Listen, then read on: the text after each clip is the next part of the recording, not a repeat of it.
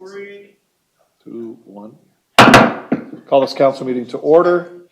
We are now back in open session at 5:40.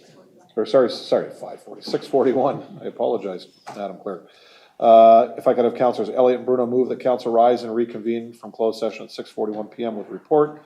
Approval of closed session, that the closed session minutes dated March 24th, 2026. Staff reports, we have two. The first one is that the Chief Human Resources Officer follow the direction provided in closed session in accordance with the Municipal Act. And item B, which was new coming out of closed session. Madam Clerk, do you want to read this one out? Yeah, so that the confidential CAO report 2026-59, the legal opinion on healthcare, be received for information, and that the CAO follow the direction provided in closed session in accordance with the Municipal Act. Thank you, Madam Clerk. Questions? All in favor? That's carried. If at this time, if you're able, please rise for our national anthem, followed by our land acknowledgement.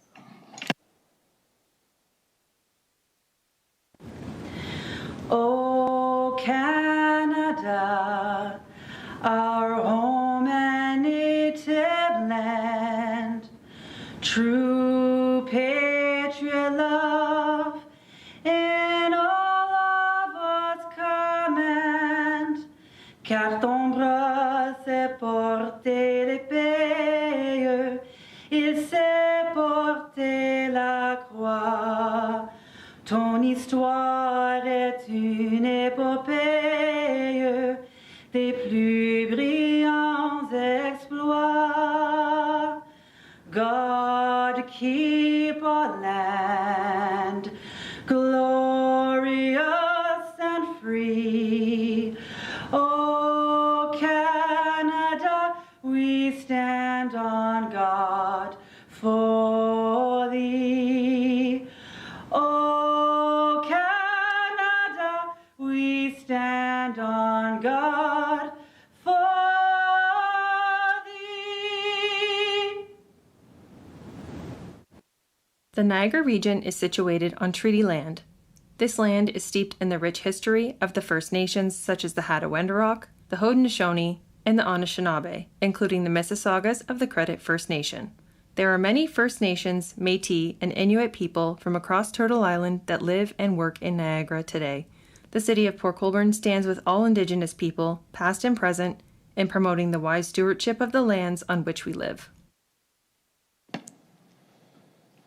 We have one proclamation this evening, Council. We have the Royal Canadian Naval Association, Niagara Region Navy Week, April 28th to May the 3rd of 2026.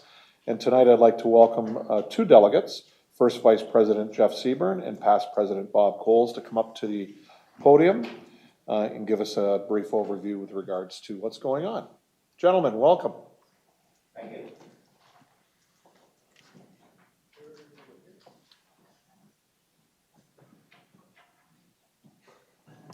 Okay, where's the mic? That's it. Oh, right there? Okay, all right. Good evening. Your Worship, Mayor Steele, City Council, City staff, members of the public in the gallery, I want to thank you for this opportunity to address you today.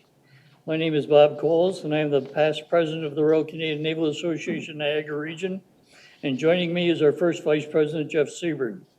I served in the Naval Reserve, and shipmate Jeff Seaburn served 35 years in the Royal Canadian Navy, 7 years in a submarine. That's a long time. Also, our shipmate who's not here tonight is Genevieve Bisson, who sang "O Canada."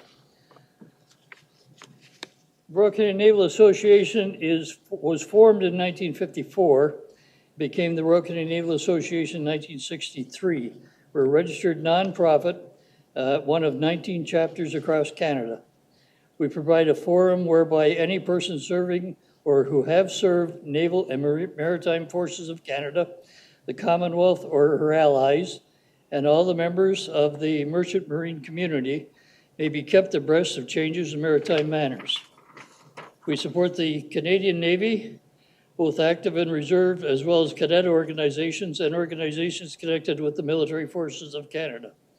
We help further the traditions of the Navy, Army, Air Forces, of Canada and its allies, and our word helps to perpetuate the memory and deeds of those who gave their lives in all our military forces, especially the Great Lakes Military Merchant Fleet. I would be remiss if I didn't say thank you to Fire Chief Stan Double, the Royal Canadian Legion Branch 56, the Canadian Corps, and the Port Colborne City staff for all the support you've given us over the years. I'll turn the microphone over to Vice President Sebring for a brief description of our services. Good evening. I'm just going to give you a brief overview of what the Battle of Atlantic is. So essentially, the Battle of Atlantic was the longest military operation during the war. It went from 1939 to 1945. Essentially, it was the battle to get goods and personnel, equipment, ammunition over to Great Britain, eventually Europe, to carry on the war and fight the Nazis. Without that effort, there wouldn't have been D-Day, there wouldn't have been Dieppe, there would not have been liberation of the Netherlands. All operations that the Canadian Expeditionary Force took part in. Along with that, there's a massive expansion of the Royal Canadian Navy fleet. At the end of the war, Canada's Navy was the third largest in the world. Great expansion of the Marine fleet, or Merchant Marine fleet, and that was due to the shipyards in the Maritimes, Quebec, and Ontario.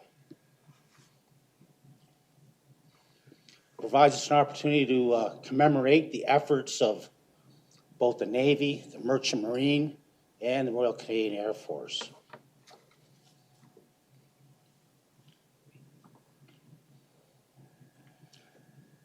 Associated with Port Colborne is the fact that the Merchant Marine was made up of some of the Great Lakes Lakers that plied the Great Lakes.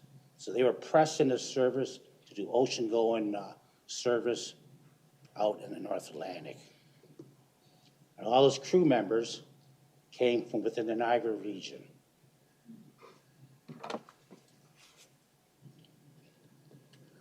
Some of the shipping companies that lost ships and crew are well known.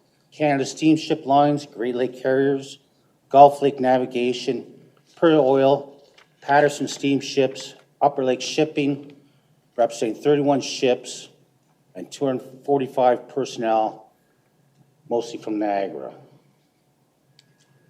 With all this in mind, I respectfully request the City of Port Colborne declare the week of April 27th to the 3rd of May as Navy Week, and join us in raising the Royal Canadian Naval Ensign in front of City Hall on the morning of Tuesday, April 28th. We also invite you to join us Sunday, May the 3rd at 1 p.m.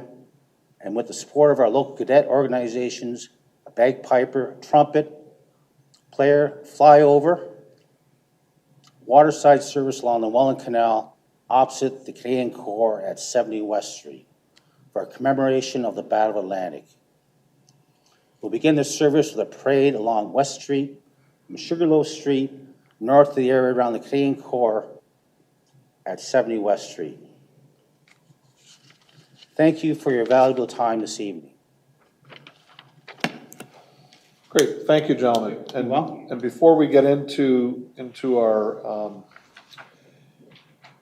into the proclamations, one thing I do got to thank you guys for is bringing the bell for our Canal Day opening. That was an added touch this year that we put forward. And Jeff, thank you for coming out and ringing that bell for us. And we look forward to next year and the years after that it can be an annual event and having you and your organization involved in the day we open the canal. So thank you. Next year I'm going to bring the pipe. Yes, we were talking about that too. So at this time, if I could have Councillors Bagu and Beauregard move. Whereas the Battle of the Atlantic was the longest and most complex campaign of the Second World War, lasting 5 years, 8 months, and 5 days, during which Canada lost more than 2,000 sailors of the Royal Canadian Navy, 1,600 merchant mariners, and 752 airmen of the Royal Canadian Air Force. And whereas the Niagara region, including the Welland Canal and the St. Lawrence Seaway, shared a direct connection to this history, as many merchant vessels and sailors from Great Lakes fleets took part in dangerous convoy missions to deliver vital supplies across the Atlantic. And whereas the Royal Canadian Naval Association Niagara Region will host a waterside commemoration service and parade on Sunday, May the 3rd, 2026 at 1 p.m. at the Canadian Corps Association on West Street, Port Colborne, to honor those who served and those who never returned home. And whereas in recognition of Navy Week, the white ensign will be raised at City Hall and at locations across Port Colborne from April 28th to May the 3rd. Whereas Port Colborne's strong marine and naval heritage calls on us to recognize the service and sacrifice of those connected to our waterways and to continue honoring their legacy through remembrance and community reflection. I, Mayor William C. Steele, do hereby declare April the 28th to May the 3rd, Navy Week in the city of Port Colborne. We will remember them. Questions or comments? All in favor? Carried unanimously. Again, gentlemen, thank you. Next is the mayor's report. The city of Port Colborne is redesigning its website and is seeking community feedback through a survey to help guide its development.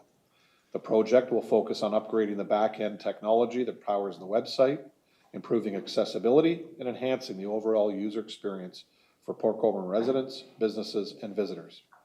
Public input will play an important role in shaping the new website. Feedback will help the city better understand how people currently use the website, what's working well, and where improvements are needed to better meet user needs. Have your say by sharing your feedback online or in person. The online survey is available at portcolborne.ca, and we have paper surveys, and they're available at City Hall, the Valley Health and Wellness Center, and the Port Colborne Public Library. The survey remains open until May the 1st, 2026. For further questions or assistance completing the survey, please contact community engagement at portcolborne.ca or call our customer service reps at 905-835-2900. We want to thank everyone who hopped on over to our annual Easter egg hunt at the Valley Health and Wellness Center. The fun continued all day with various family-friendly activities. The Easter Bunny did arrive, although he was a bit late due to the Seaway traffic, and we hope everyone enjoyed all the festivities at the Valet. I've spoken with Minister Flack regarding council composition and was advised that the province is working through the issue and will have an answer prior to the May 1st cutoff date. CAO Brian Bowles, Director of Development and Business Enterprises Gary Long, and I traveled to Ottawa ahead of the Good Roads Conference to meet with various federal officials and agencies. We met with David Quartermain, Director of Real Property Management for Transport Canada, to discuss a few properties the city would like to acquire from the Seaway. We met with Sonia Reed, Director General of Marine Policy for Minister Steve McKinnon, the Minister of Transport, about a Great Lakes Port Authority and marine infrastructure within the city of Port Colborne. And we met with Invest Canada about creating a partnership with the city's Economic Development Department to attract business investment to Port Colborne. Then we attended Good Roads. A meeting was held with Ashley Lawrence, Manager of the Ontario Marine Partnership and Development Office, to discuss marine-related opportunities and partnerships. The discussion focused on Port Colborne's position within Ontario's marine sector and potential avenues for collaboration and development through provincial marine initiatives. A meeting was held with Tyler Alsop, Parliamentary Assistant to the Minister of Economic Development, Job Creation and Trade, to advance key economic priorities for the city. Discussions focused on the East Side employment lands, opportunities for employment area expansion, and a broader port vision for Port Colborne, highlighting the city's strategic role in economic growth and development. And finally, we met with Bob Bailey, Parliamentary Assistant to the Minister of Rural Affairs, to update the Ministry on healthcare, childcare, affordable housing, and tourism. And that concludes my report this evening. Are there any questions? Seeing none. Regional Councillor Badaway. Thank you, Mr. Mayor. I was going to go into a little bit about governance tonight, but you've covered a lot of it. And I'm happy to hear that you're going to be looking at a lot of the recommendations coming in from the public, as well as then therefore from council to the ministers. So that's good news. Other than that, Mr. Mayor, I will take questions this evening. Any questions? Questions? Councillor Danch. I'm half sorry about asking this one. I'm half sorry because I generally we all know we like to ask questions before we get here. 515 Main Street West, new build. There's an orange pylon. It's sitting on Main Street since October last year. It was there all winter. It's still there today. So there's a cutout and a curb. I don't know. I know it's a regional road, and maybe I should have asked Steve later on. I just wonder, is there any way you can reach out to somebody in the region? Because Absolutely. Actually, it's a provincial road, but it's delegated to the region. But I will check on it. 515 Main 515? West. Okay. Yep, Thanks, Frank. thank you. Good, thanks, Counselor. Any further questions to the regional counselor? See none? Thanks, Vance, appreciate it. Under tonight's consent agenda, I have Counselor Bruno. He's lifted item 13.3A, and that'll be considered as item 14.3. Counselor Baggio has lifted item 13.3D, which will be considered as item 14.4. And lastly, Counselor Borgard has declared a conflict on item 13.3E, so that will have to be lifted as well and considered as item 14.5, and with the corresponding bylaw with regards to those counselors. So we'll bring those up as we move through the voting. Is there any other item to be lifted? Okay, if I could have Councillors Hoyle and Danch move that council hereby approves the listed consent items on the April 14th, 2026 council agenda, that the consent items be approved on the recommendations as contained therein. All in favor? That's carried.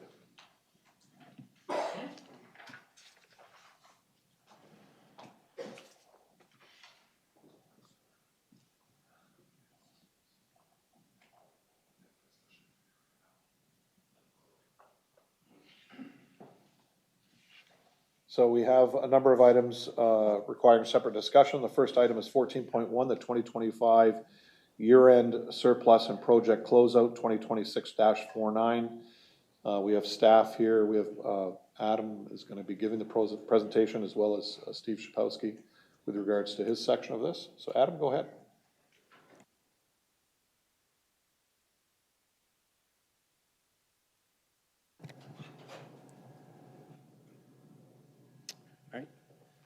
Good evening, Mayor, members of council, members of the public. This evening, I'll take you through the highlights of the 2025 financial results.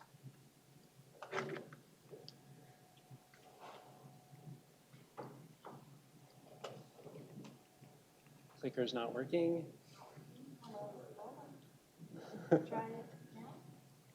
All right, here we go. Thank you. So just as a reminder, like the budget, there are certain assumptions that need to be made when we're finalizing the results, and so actual results may, in fact, vary slightly. As you can see from the agenda, there's a few different topics being discussed here today. I will make point of pausing at different points in time so that councillors can ask any questions that they might have.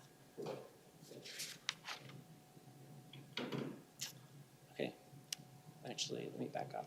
So before we begin, I'd like to just take a moment and to thank staff from across the city that contributed to helping close out the year. In particular, to two members of the finance team, Jay McDowell, Michael McDowell, not related. They're here and they've contributed greatly to the success of this year end.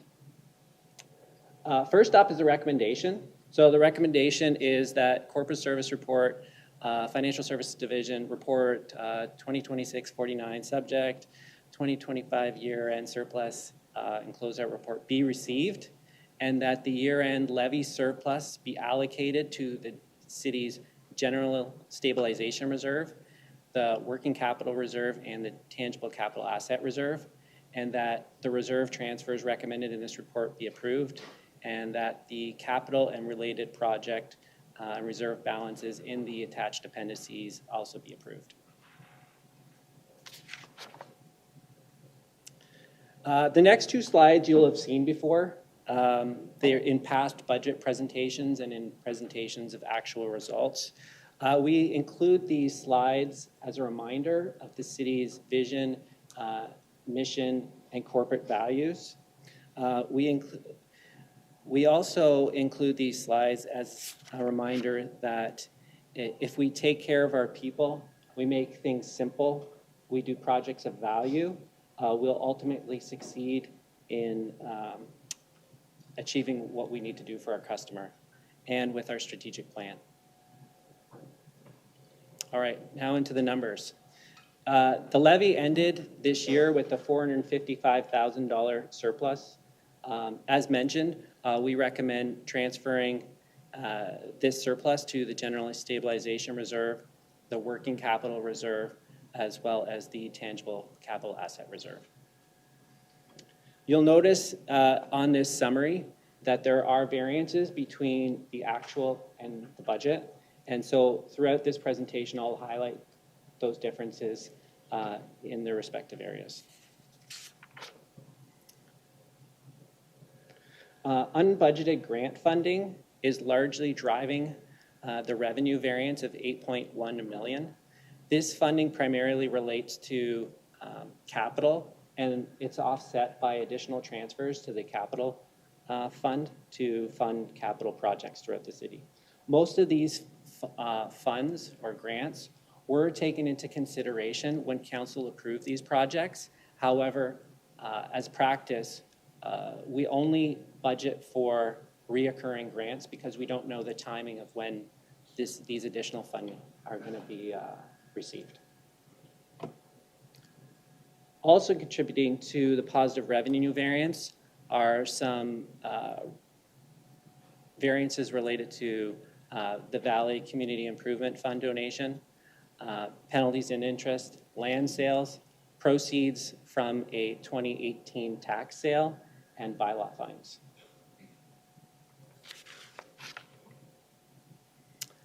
As personnel expenses go, we were 1% above budget, and that was primarily related to resourcing healthcare initiatives and efficiency realignments within the planning department.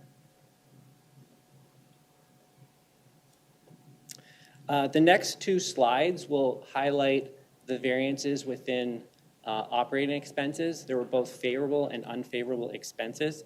I won't go through them all, but on this slide here, I'm going to highlight the cost of borrowing variance, a positive variance of $1 million. That relates to the debt that was budgeted.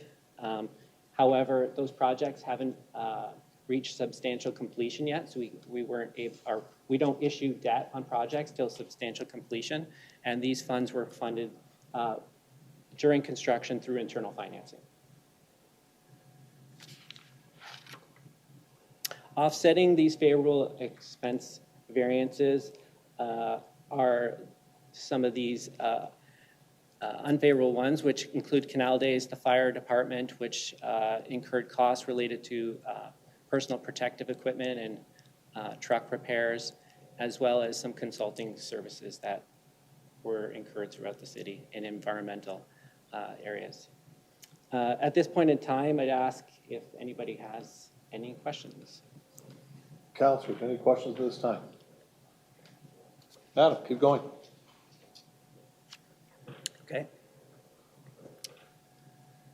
So in the next few slides, we'll go through what we call the city's self-sustaining entities. First up, we have building. It ended the year with a $562,000 surplus. This is primarily a result of increased building revenue due to major construction projects happening in the city, the big one being Asai-Kasei, personnel savings from vacant positions, and then overall operating expense savings. The marina ended with a $40,000 deficit, and this is primarily due to lower revenues. The beach ended with a $199,000 deficit.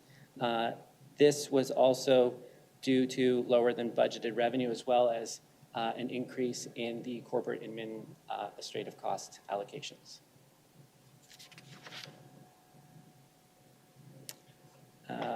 So the next up is the cemetery. While the cemetery basically ended up balanced, there was a, let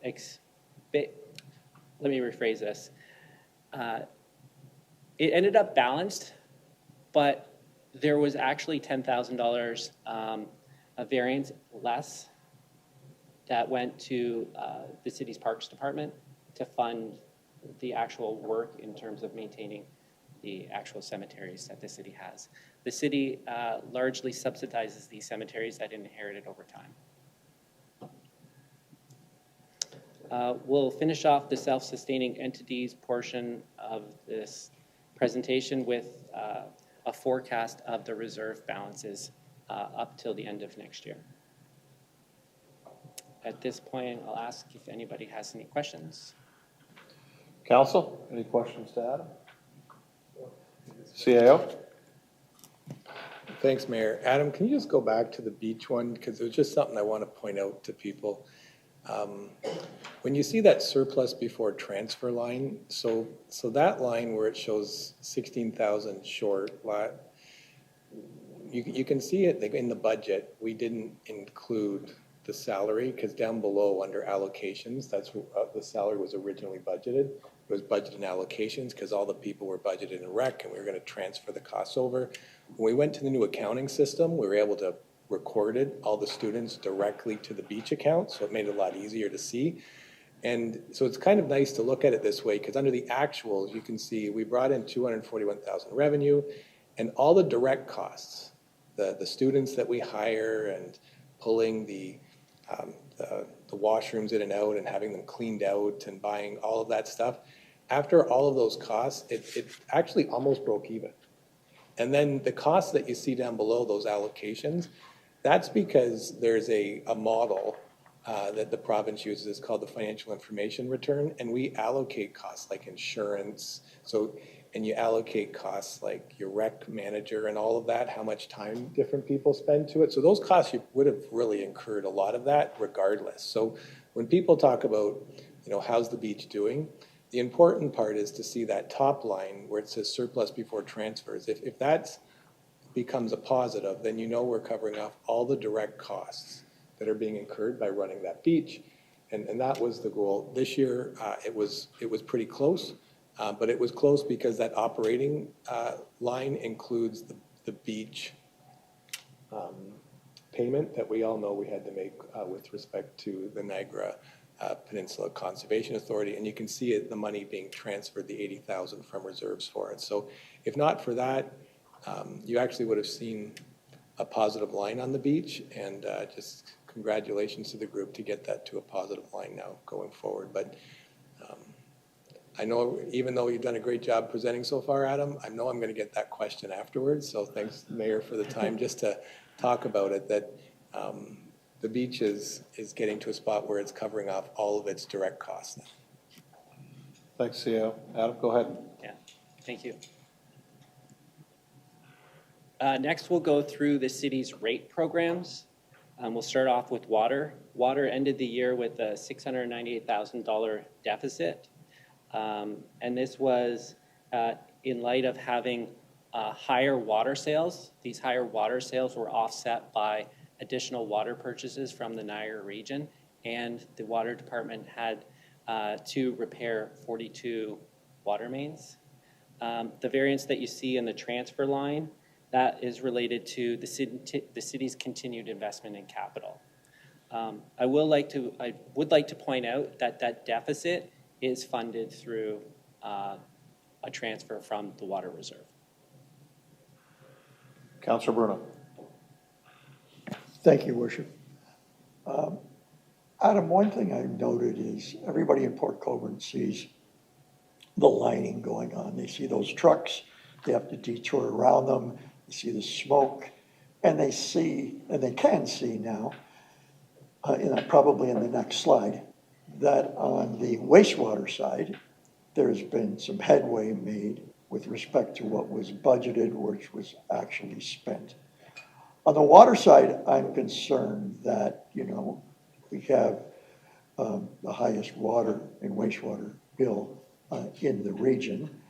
And for the viewer looking at the water deficit, the question could be asked, are we not gaining any ground, perhaps to Steve too, or was there any anomalies in the year? I know we had some major amount of frozen pipe and breaks, but I understand that's not total. How do we work the water side down?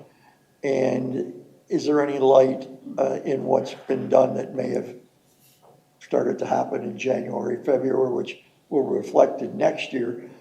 I always am cognizant of the fact that a budget is a forecast of what, with the best educated presumptions we can make, it's never going to land right on.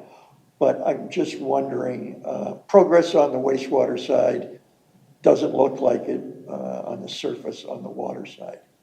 So I don't know if anybody wants to take You want that. to take that, Adam, or do you want Steve? Steve? Through your Go ahead. worship, I could speak a little bit to it now, or we also have a couple slides that I'll be talking about in maybe 2 or 3 minutes. Okay. And then maybe we could talk about it at that point Sure. when we have a couple. Perfect. Fine. Thank you.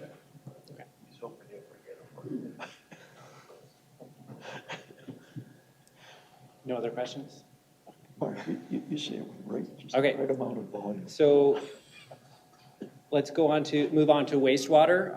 Wastewater ended the year with a $435,000 surplus. This surplus was driven by higher than budgeted revenue due to new connections and operating cost savings that included a reduction in the amount that was paid to the Niagara region for treating the water.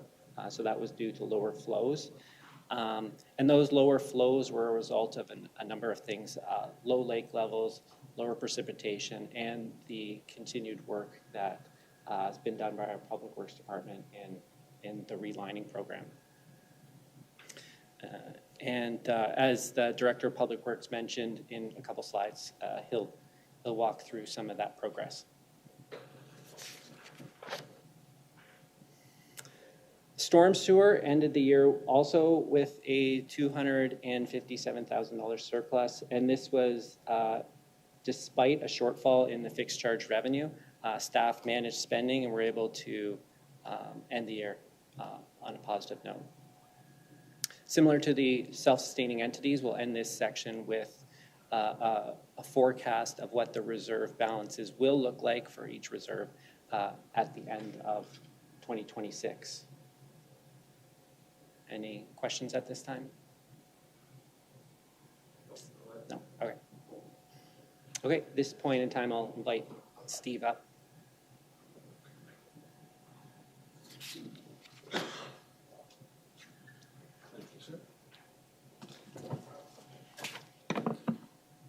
Yes, good evening, Council.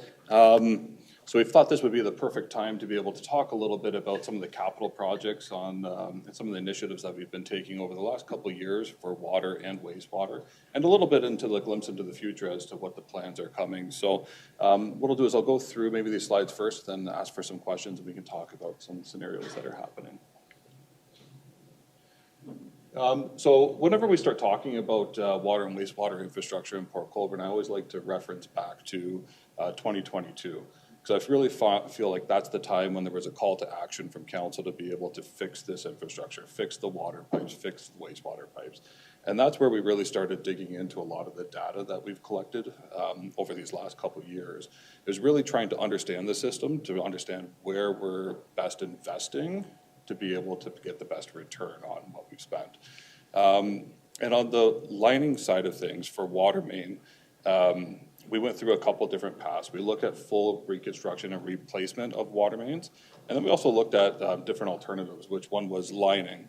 And it turned out that the lining was actually about half the price of doing a direct replacement in Port Colborne. So that was a way that we could double the amount of work that we were doing, opposed to just doing the typical replacement.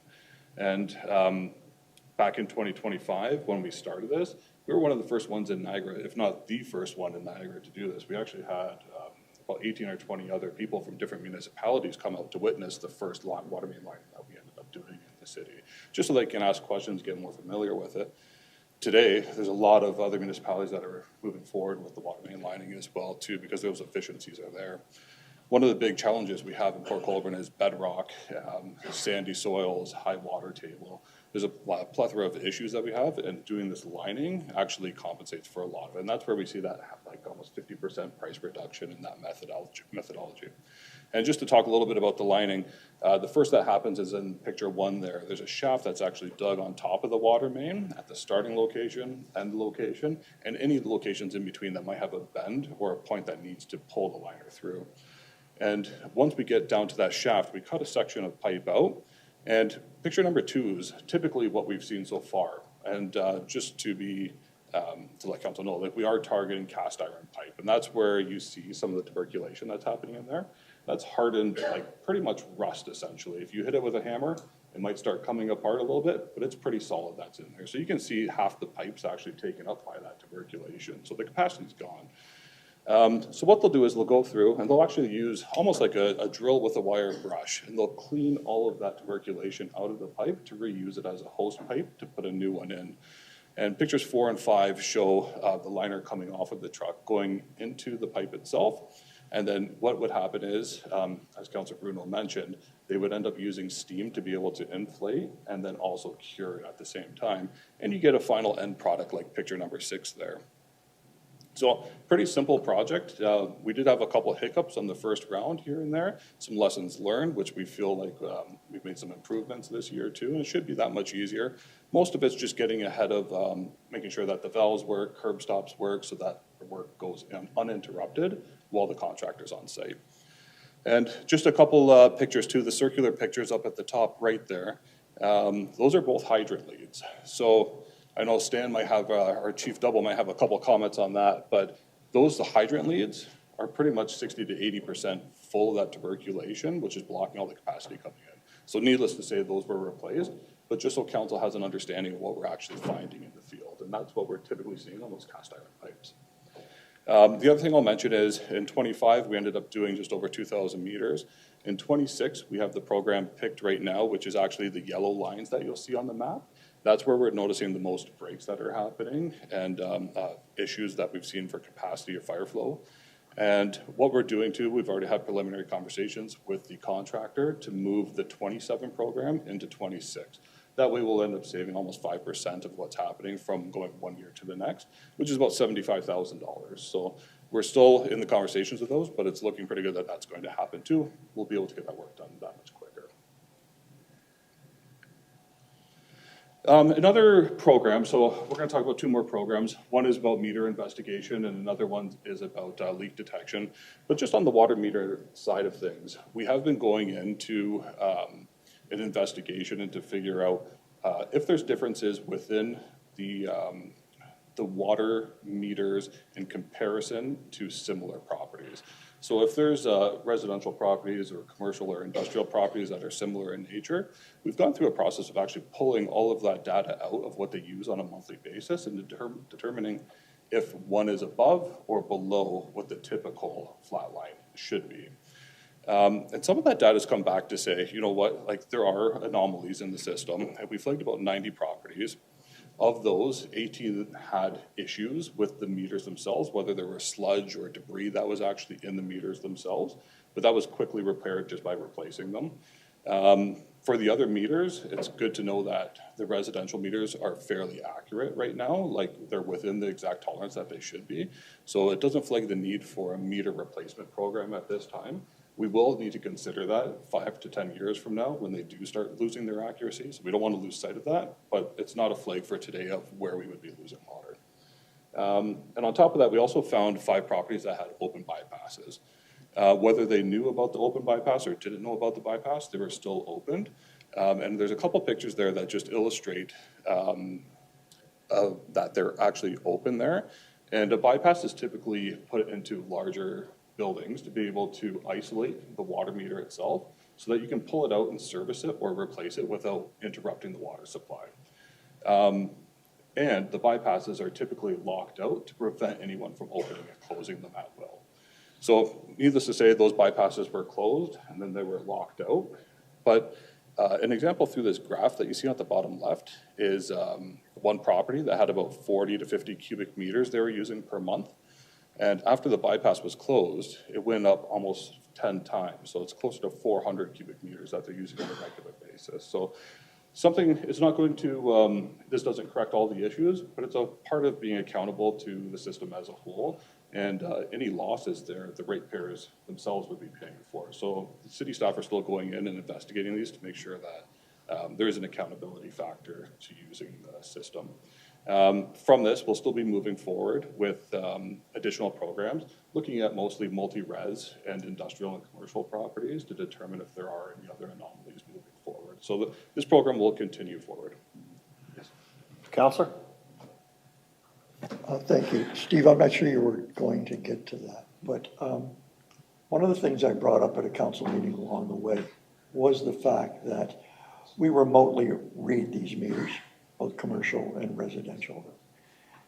And I'm wondering if anything's been done, and maybe it's more the accounting department on this, is there ought to be a triggering mechanism if, say, for example, those 5 bypasses were unlocked and on bypass again, and all of a sudden a $5,000 bill becomes a $1,000 bill. One would hope that you don't have to go every month or 3 months to check a meter when the meter reading now being done monthly says something's amiss here. We're not getting that. And to me, that's I don't know, I think that would be a good bang for the buck to put that kind of system in on 6,000 properties, if that's how many have water. I don't know, I think the payback on that would be, it's eyes 24/7. You catch the anomaly in a month. It just seems to be something we ought to focus on. And I don't know if you're involved in that or that's more accounting or water admin. Yeah, through you, your worship. So what we've done, that's how we flagged basically these 90 properties. There was a lot of manual looking into the system, but there is automations that are there that will flag anomal, like different uses, whether there's no use or low consumption or very high consumption to opposed to the typical. So there are automations, but there is a huge manual oversight to it as well. So although it's flagging that there might be an issue, you still have to go into the system, determine what is the issue, and then it might like trigger an investigation to go out on site and look at it. So we do have that process that's taking place right now. It's not perfectly automated. I know the team has talked about multiple ways to automate this and make it better. But there are some solutions that we've been talking to about through Neptune 360, which is the program provider.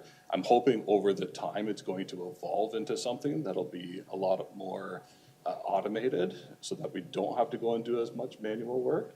But right now there is that manual component to it still. If the automation hasn't caught up, it just seems to me odd that you can have all kinds of parameters set on various things in our society, that when it runs afoul of those parameters, an email gets sent, an alarm goes off, something happens.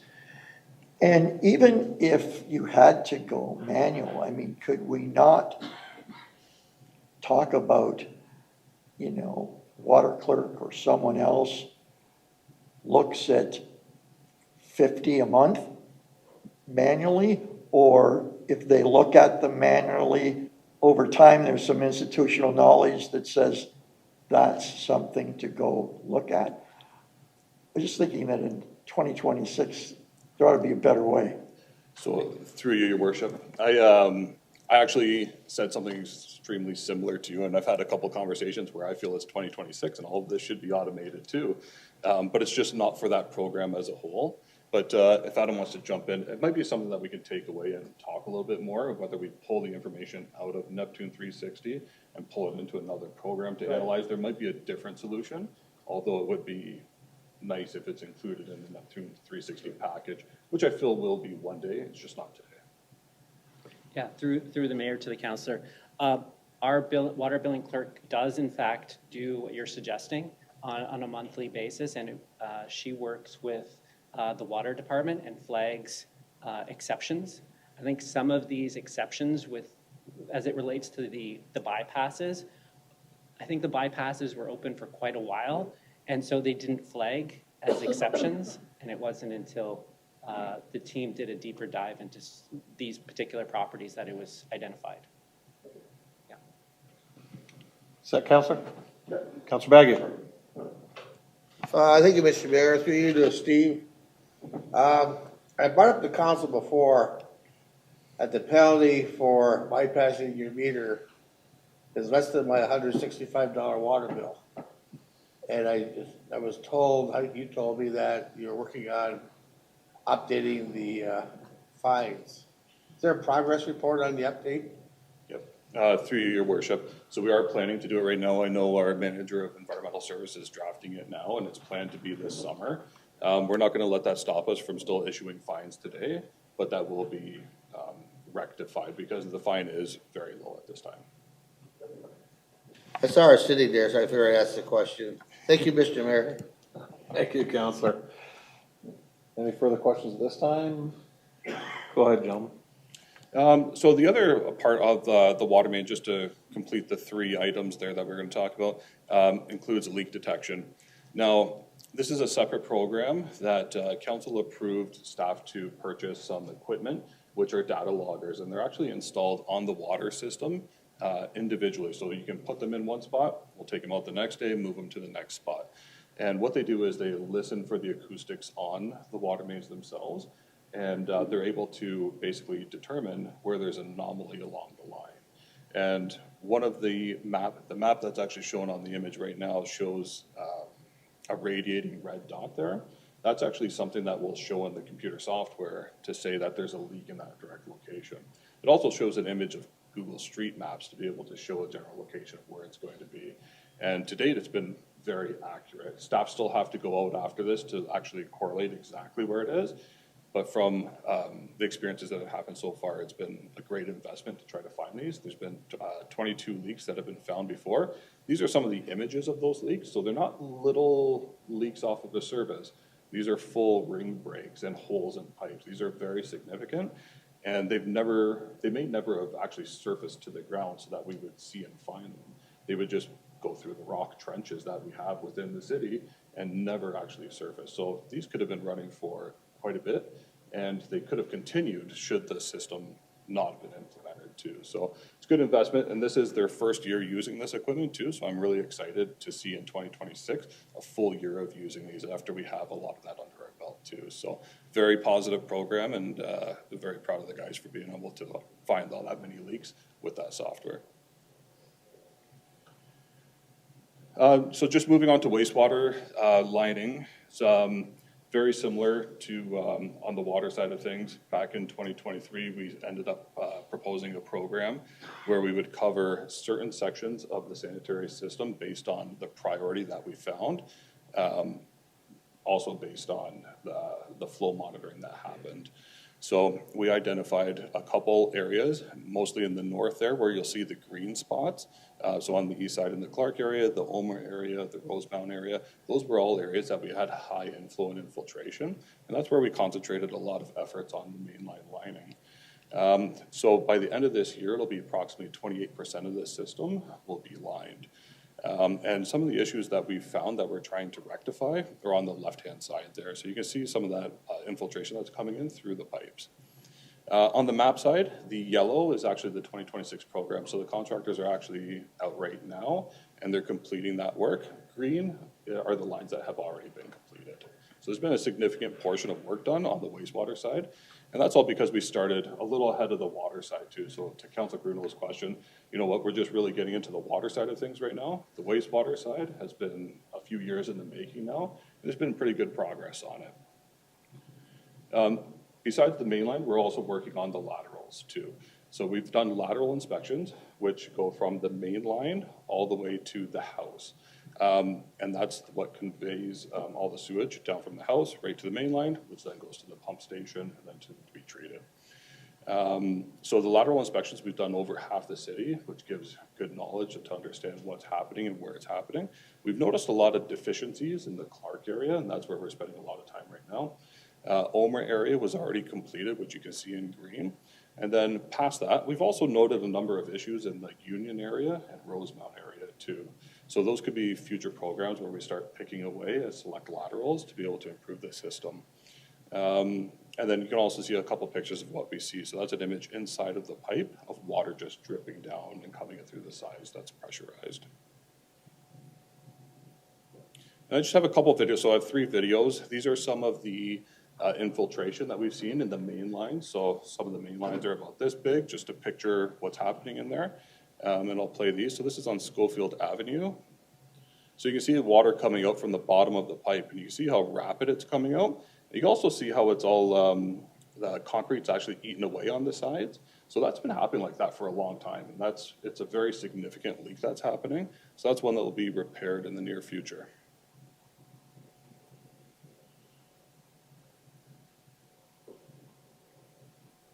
I have another one over on First Avenue. So this is actually in Rose Szymanski Park. It's one that's been found. You can see the top of the pipe. There's a hole in it. Could have been caused by bad backfill, large diameter backfill that was coming in. At first I thought it was a lateral, but our staff have actually gone out and determined that it isn't. It's actually about 20 to 30 feet deep down this pipe, and that explains why the water's coming in so significantly and so under so much pressure. So again, another, I've always heard there's an issue in the arena area, drainage area. This could very well be what it is if this is happening constantly 24/7. There's another one here on George Street. You can see that there was a ring break all the way along the pipe itself. So you can see that's a significant amount of water that's also coming in. It's also fairly constant. So this just shows that a lot of the pipes are submerged underwater, some further than others, and then there's pressure that's put on the pipe for the water to enter. Oops. And then I just have one last slide. Oh, sorry. Go ahead, Councilman. Thank you, Mr. Mayor. Through you, Mr. Mayor. The water that's coming in all these pipes, is it rainwater, or is it just we have water in between the rock layers, or? Through you, Your Worship, it could be a little bit of both. On rainy days, it might get worse, but there's a lot of groundwater that's happening too, is what we're noticing. Because when we've gone back a couple times, you're still seeing the same result. So in certain cases, in the Rosemount area, we're seeing a lot of groundwater, and that's typically there. In this area, that's 20 to 30 feet deep, it's probably going to be a constant groundwater that's happening. In higher sections, especially on the laterals, is where we're noticing more of the rain impacting the infrastructure. For you, Mr. Mayor, so that's water, it's like an aquifer, it's always there no matter what, and. Yeah, so if you dig a hole in your backyard, eventually you get to a point where the water is just going to be there, and these pipes are typically underneath that level. I'm good, Mr. Mayor, thanks.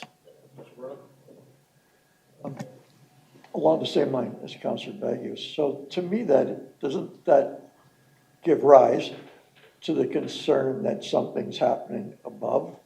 And it may be something else leaking. It may be a storm sewer lateral that continues to leak and it's covering that pipe. And so that's probably a lot of stress even on a new reline.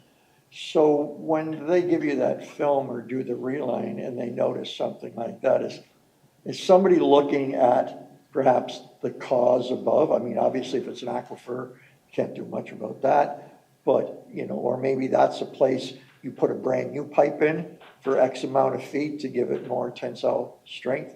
So is there a post-investigation after the lining? Will they send you that and say, you may have a problem up above here? Through you, Your Worship, so there is a quality control after the fact. In situations like this, the first thing that we always think of are water mains. Did a water main break that's providing all this water into the area, or is it traveling through different cutouts in the rock to be able to get to these trenches? In a lot of these cases, it is groundwater, like 20 to 30 feet deep. You would expect that there's groundwater there. In certain circumstances, we have found that water mains, specifically on Stanley, the Stanley area and Clare, we noticed that there was a water main break and it was filling in some pumps and then also into the sewers too. In that case, we ended up repairing a water main and a lot of the issues ended up disappearing because the water was no longer traveling through those trenches to get back. So 100% there is the possibility that something else could be contributing, but that's also looked at, and it's looked at to see where the water mains are, where the storm sewers are, what the proximity is. Are there downspouts that are contributing to this? Is there rear yard drainage that's actually contributing to it?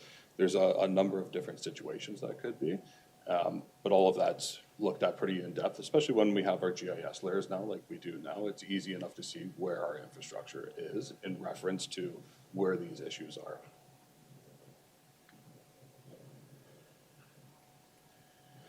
So I just had one last slide, and this one dates back to about the Omer area in 2023. Again, this is when we first started collecting a lot of data, And the first thing we did was put flow monitors in throughout the city to determine what our baseline was. And that determined that during a certain rain event in 2023, there was an immediate spike. So the blue shaded area is actually rain that came in. And then the green and blue lines represent the flow within the sewer. So you can see there was a spike of flow in the sewer as the rain started, which will indicate that there's a large amount of inflow because it's direct. And then you can also see how it tapers off and it represents some infiltration coming into the system as well. So in 2023, we ended up, I know Councilor Bruno was a big part of bringing the whole Bartok community together to talk to staff and being able to hear some of the issues that they've been having for quite some time, even before they built their houses. And from the 1990s, they've been having issues where basements were backing up. You know, a lot of people wouldn't go on vacations, or they'd have to rush home whenever there was a rain event to make sure their basements wouldn't flood. So we were able to hear a lot of those stories of what was happening, when it was happening. And by going through, do the flow monitoring and tracing all of the issues back, we were able to do some repairs in that area on the main lines and on laterals and disconnect inflow, sources of inflow. And when we monitored it again in 2025, we're seeing an extreme difference. It's about 2/3 less than what we're seeing now. There isn't any flooding in the basements of those houses. And the residents out there are a lot more confident that they don't have to rush back during a rain event. So there's also a personal side to this that we're fixing some issues on top of the side of eliminating a lot of the inflow and infiltration that's going into the sewer that the ratepayers are paying. So this is how I always like to look at it from an isolated area that we can control, the Bartok area. The Clark area we're doing right now, we did the mainline lining, we've done flow monitoring there. And now we're doing the laterals this year to do flow monitoring again. We're isolating these into direct areas so that we can monitor the before, the after, and the ongoing to show that there are results that are coming from it. So just one little story of, you know, the positive that this is actually creating. Yeah, I'd be welcome to any questions. Further questions on Steve's portion? Councillor? Yes, Your Worship, to Steve.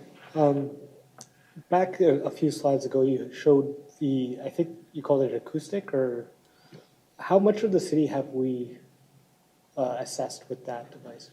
So we've gone through almost the whole section, but what we're doing is it's not the whole city that we're looking on. We're only looking on the cast iron pipe specifically, and that's where the acoustic will actually go through the pipe. It won't necessarily do it on plastic pipe. But we're not worried about the plastic pipe at this point. We're more concentrated on cast iron anyways for the replacement. That's where we're seeing all of our main breaks and the issues that are happening. So I'm hoping what we would do is we would go through this year multiple times and circle through. Our staff have a very good knowledge of where these issues are happening too and how to space them out. So they're entering a program. I know Cassandra and Sean were talking about the program earlier today and documenting it down of exactly how they want to play it out this year. So it might be a little bit different, but they would circulate through the city, but just on cast iron pipe, not through the city as a whole, which is about 35 kilometers. So how much of the cast iron pipes have we gone through, I guess? All of them. All of them? Okay. Yeah.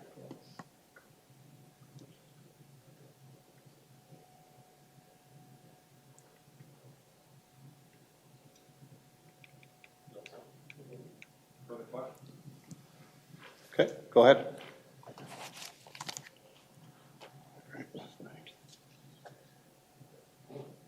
Thanks, Steve, for walking us through some of those projects that are underway and projects that are completed. In 2025, actually, there was $41 million in spending on capital projects. And at the end of the year, we ended up with projects totaling $35 million, still yet to be completed. And that $35 million represents actually 90 open projects, with 41 having been completed in year. Any questions about? Sure. Councillor Bruno Lebega. Thanks. I had pulled this in another part, so it's redundant here. But my concern was that a few years ago, we hired some extra project managers. And one of the things that was brought up at the time was us having so many projects in an open state. And it seemed to being alleviated. And I know, you know, some of those projects in the 90 not done could be very small projects. Some of them could be projects that are not closed out and halfway. I'm just wondering if there's any concern that we're falling behind and you'll be getting your 26 list coming on and there's still 90 left over, and does that need some kind of attention? You jump in, CAO? Yeah, through the mayor to the council and council, I think if you look at the two slides, 34 and 35 combined, so if you go back to slide 34, you'll see before we even added the 25 budget, we started the year at $49 million in unspent funds. And we ended the year at 35 of unspent funds. So, and you can see when you added the budget, you went as high as 78. So I think the difference this year between some other years is, yes, we might have gone down from 130 projects to 90 at the end of the year, but the real activity here was the size of the projects, because we started the year with almost $50 million of projects on the go, and we ended with 35. That's after all the additional projects that were added during the course of the year. So, like, I really give a lot of credit to Public Works and all the teams to really drive these projects through. And they're not, and sometimes it's easy to drive some of the smaller ones through.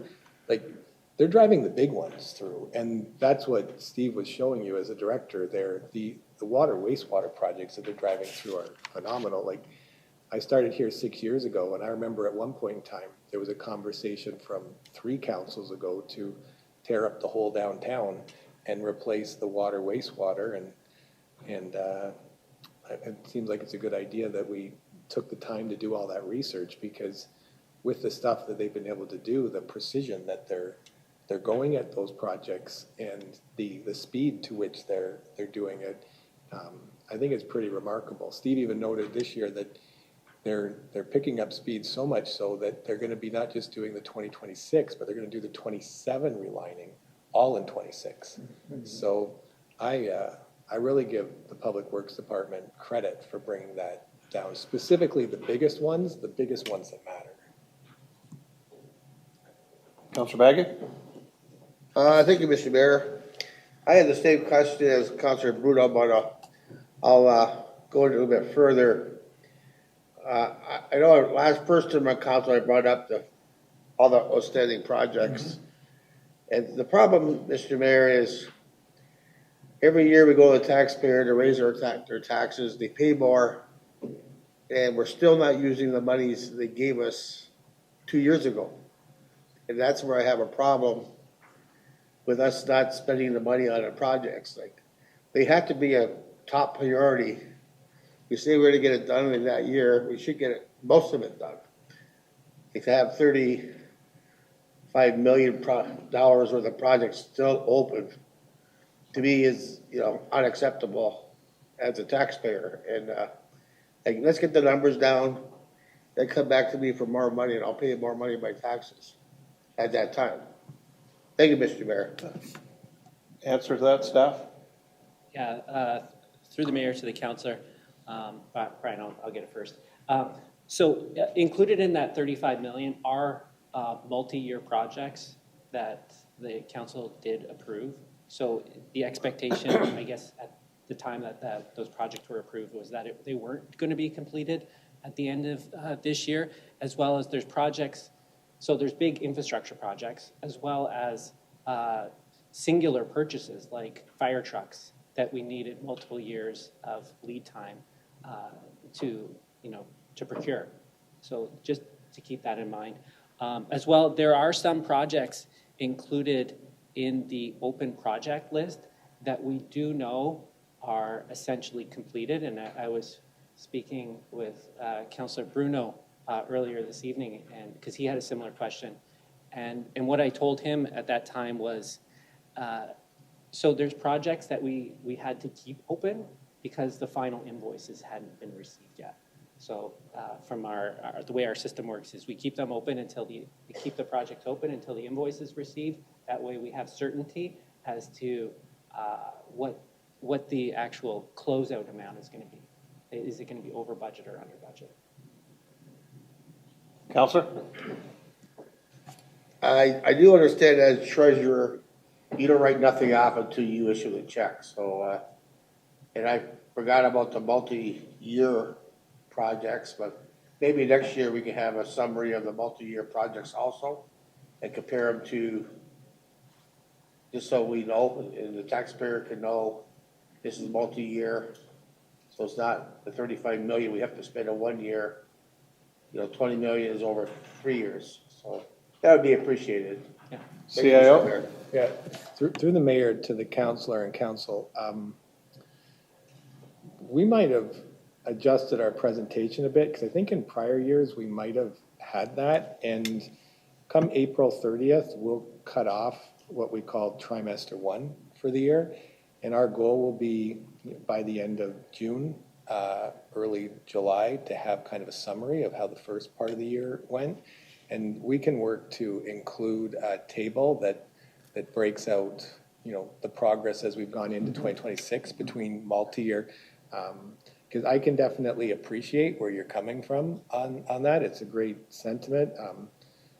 Fleet's one of those interesting ones where because of certain supply chains, certain items have had to be, as the CFO said, like 18 months to 2 years in advance. We have to have the budget and put deposits down, but then you end up waiting that long for the item to show up. It's frustrating for those that are doing the job, and it's frustrating for everybody to see the time length it sometimes takes for those to come in. Great, thank you. Further questions? Go ahead, Adam. While we're on the topic of capital, we do have some capital funding recommendations for 2026. The first being a daycare project that was recently approved by council. And in that project, it was determined that $500,000 of the funding would be coming from debt. And our recommendation is that that debt be replaced with $250,000 from the capital over reserve and $250,000 from funding substitutions from grants. The second recommendation is for a new project. It's one-time City Hall maintenance, and that's for maintenance required for this council chambers and committee room 3, and that would be funded from the over-under as well at a cost of $120,000.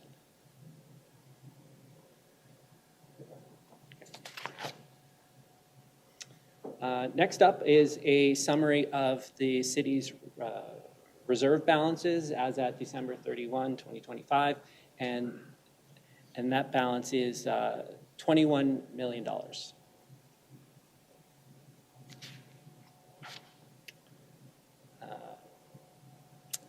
So this next slide is a reminder of the city's debt position. We've included this slide in the 2026 budget. The city is actively pursuing Municipal Service Corporation, or MSC, for water and wastewater, and we will have an update on the debt position and outlook that will accompany future MSC discussions. And that is the presentation, and it just ends with the recommendation that I went over earlier this evening. Great, thanks Adam, Steve, appreciate that. I'll get this on the floor. If I could have Councilors Elliott and Bruno move that Financial Services Department Report 2026-49 be received, that the year-end levy surplus be allocated to the city's general stabilization reserve, $116,277, working capital reserve, $26,543, and tangible capital assets reserve, $312,551. That the reserve transfers recommended in the Financial Services Report 2026-49 be approved. That the capital and related project and reserve balances of appendices E, F, and G of Financial Services Department Report 2026-49 be approved. Further questions? I have one through the CAO. I think Steve's portion of the presentation tonight says a lot for what this council and previous councils have done with regards to water sewer across the city. So through me to you, CAO, with regards to the amount of money we're not sending to the region, based on savings specifically on infiltration on our wastewater system. You know, this is something that we've talked about. We've all campaigned on this in the past about how we're gonna fix water in this community, how we're gonna eventually bring water rates down.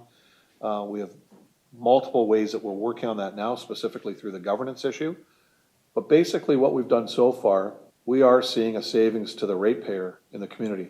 Is there a way that in 2026, can staff come back to this council with a report that can look at some type of rebate back to our ratepayers with regards to the surpluses that we're seeing and what we're not sending to the region?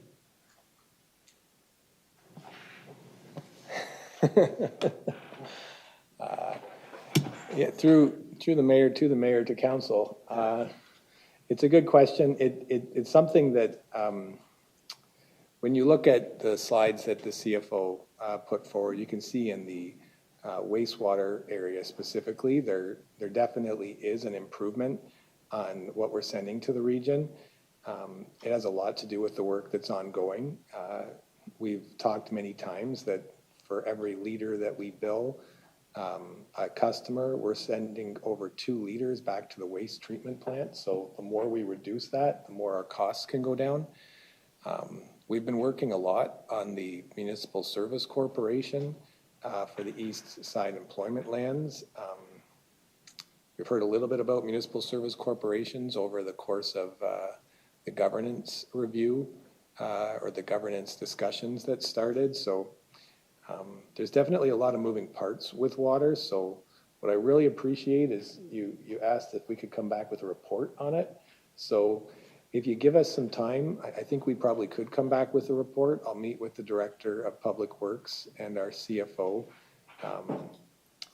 I know there's some conversations going on about these municipal service corporations, and I think even the public kind of asked a number of questions at the governance discussion, which we'll talk about. I think at the next council meeting we'll have a presentation. So I think as all these things come in, it's definitely worth a really strong look for it. So leave it with us as staff, and we'll try to come back. I'm going to say, is June a fair time frame to come back with? Yeah, definitely. I would think so. Madam Clerk, do we need an actual amendment to the motion that's on the floor, or can staff take that as direction from council? We can do. I think you can take it as direction. Okay. So is that fine, council? You're fine with that for them to come back with a report? Okay. So the original motion is still on the floor. Any further questions or comments on this? Seeing none, all in favor? That's carried. Next item is 14.2 is Stonebridge Village request to modify street design 2026-41. Just to remind everybody, Councillor Beauregard has declared his conflict on this item. So if I could have Councillors Bagu and Ackley to move the Planning and Development Department report 2026-41 be received.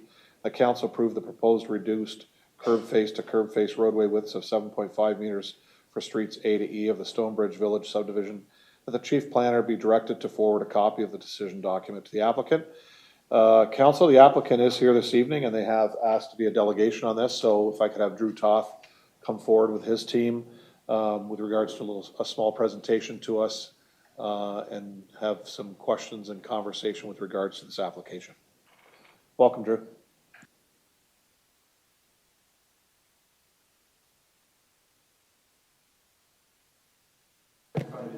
Thank you so much. Let's try that again. Good evening, Mayor, City Council, staff, and the general public. My name is Drew Toth from Elevate Living. I had the privilege to be before you last week, and we're here again on a different investment that we have in the city of Port Colborne. I'm going to stay focused on the point of what we've done on this development. We have brought this before council, and it previously got amendment to the official plan and a zoning change, and we also achieved draft plan of subdivision. So now we're working with staff to move the planning and detailed engineered forward so we can get shovels in the ground to get some more housing here, which we're excited about. So tonight, we've been working with staff and we have some specific asks for council about lane widths and some bump outs.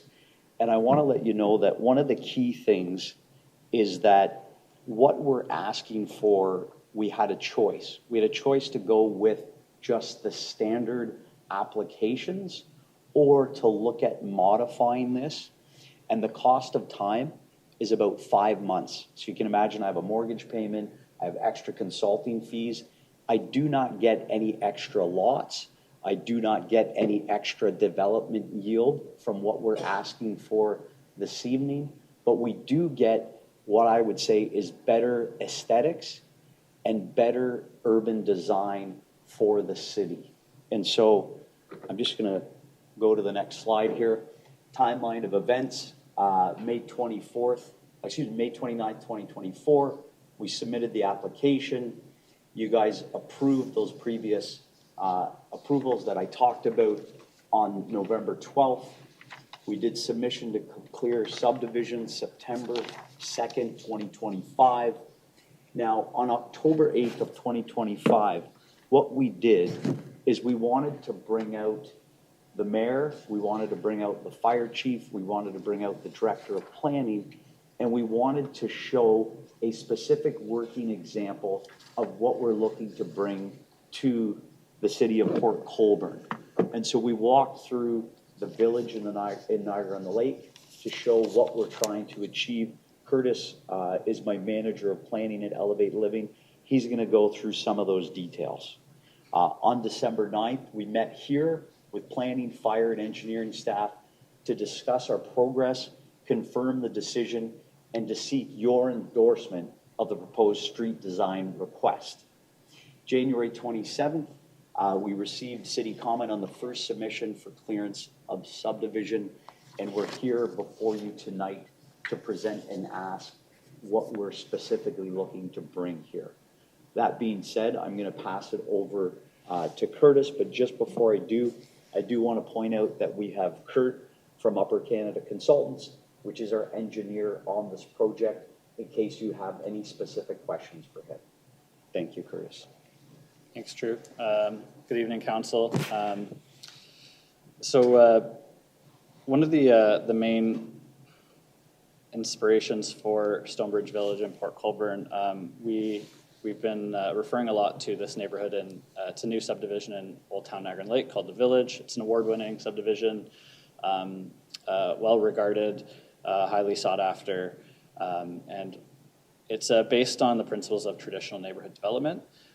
It means a variety of things, some of which are like the land use characteristics, the use types, density housing form, but it also means the street design is a very instrumental part of what constitutes a traditional neighborhood development pattern. So some of the things in this neighborhood that inspired us are how narrow the streets feel. They're public streets. They've got sidewalks on both sides, and they've got narrow street widths, which allow for large boulevard tree plantings. The narrow street helps slow the speed of cars down. They also have different street geometry in terms of the corner radius. All the corner radiuses in this subdivision are 6 meters. That is one of the things that we have been trying to get in Stonebridge Village, and that helps improve transportation safety, which I'm going to get into momentarily. Some of the principles of neighborhood design, we basically had two paths.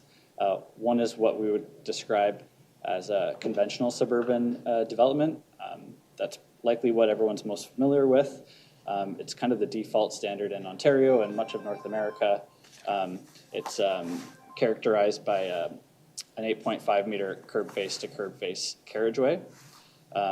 It's an automobile oriented design. Cars tend to speed. I'm sure council's familiar with speeding complaints, especially Even in new subdivisions, I know all across Niagara, they're retrofitting speed humps in a lot of brand new subdivisions. They have more pavement, less green space.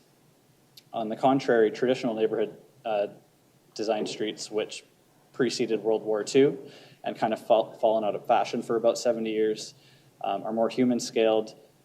They're narrower, the traffic speeds are calmer, and in this scenario, the carriageway, which is the street width curb to curb, is 7.5 meters, and that's a very important feature.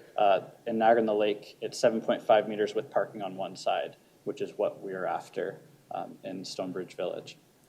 These, there's a lot of research evidence, empirical data, and historic precedent that supports and has demonstrated that traditional residential streets have broadly outperformed what we would call modern standards for street design. There's a strong correlation between the width of a street and how fast cars move. Lots of research and journal articles that go into it, and the graph on the right illustrates that as the speed of a car goes up, the likelihood of somebody being killed by that vehicle goes up by orders of magnitude. This is an example of some conventional suburban design streets in Niagara. There's lots of examples just like this.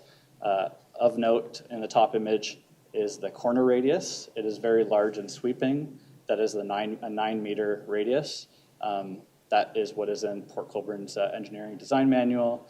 A similar standard in lots of engineering design manuals, but one that allows a car to take that corner at such velocity that they're not inclined to stop. They're hardly inclined to yield to pedestrians who want to cross the street.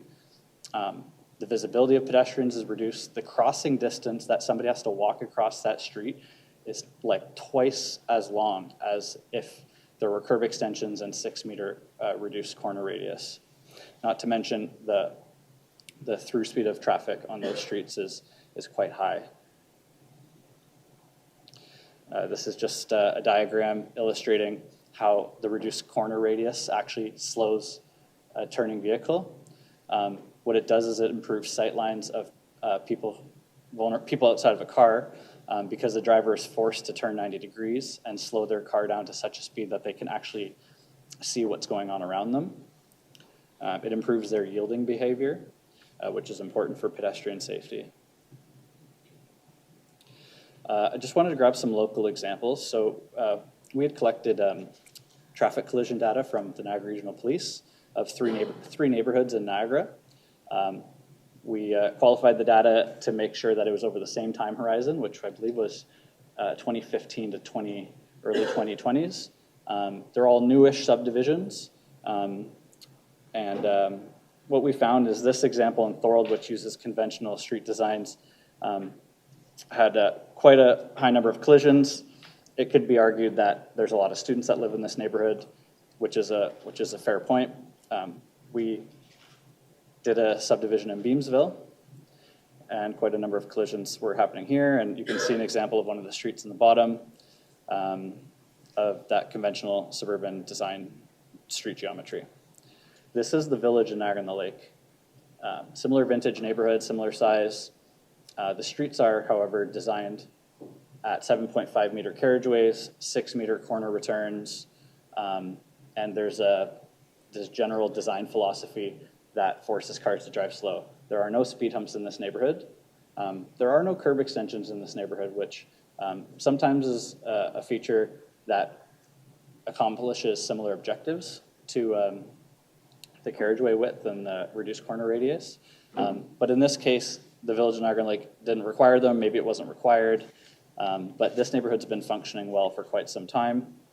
This is a graph comparing the traffic collisions that were recorded by the NRP over those three neighborhoods. And as you can see, the village, Niagara-on-the-Lake, was much safer.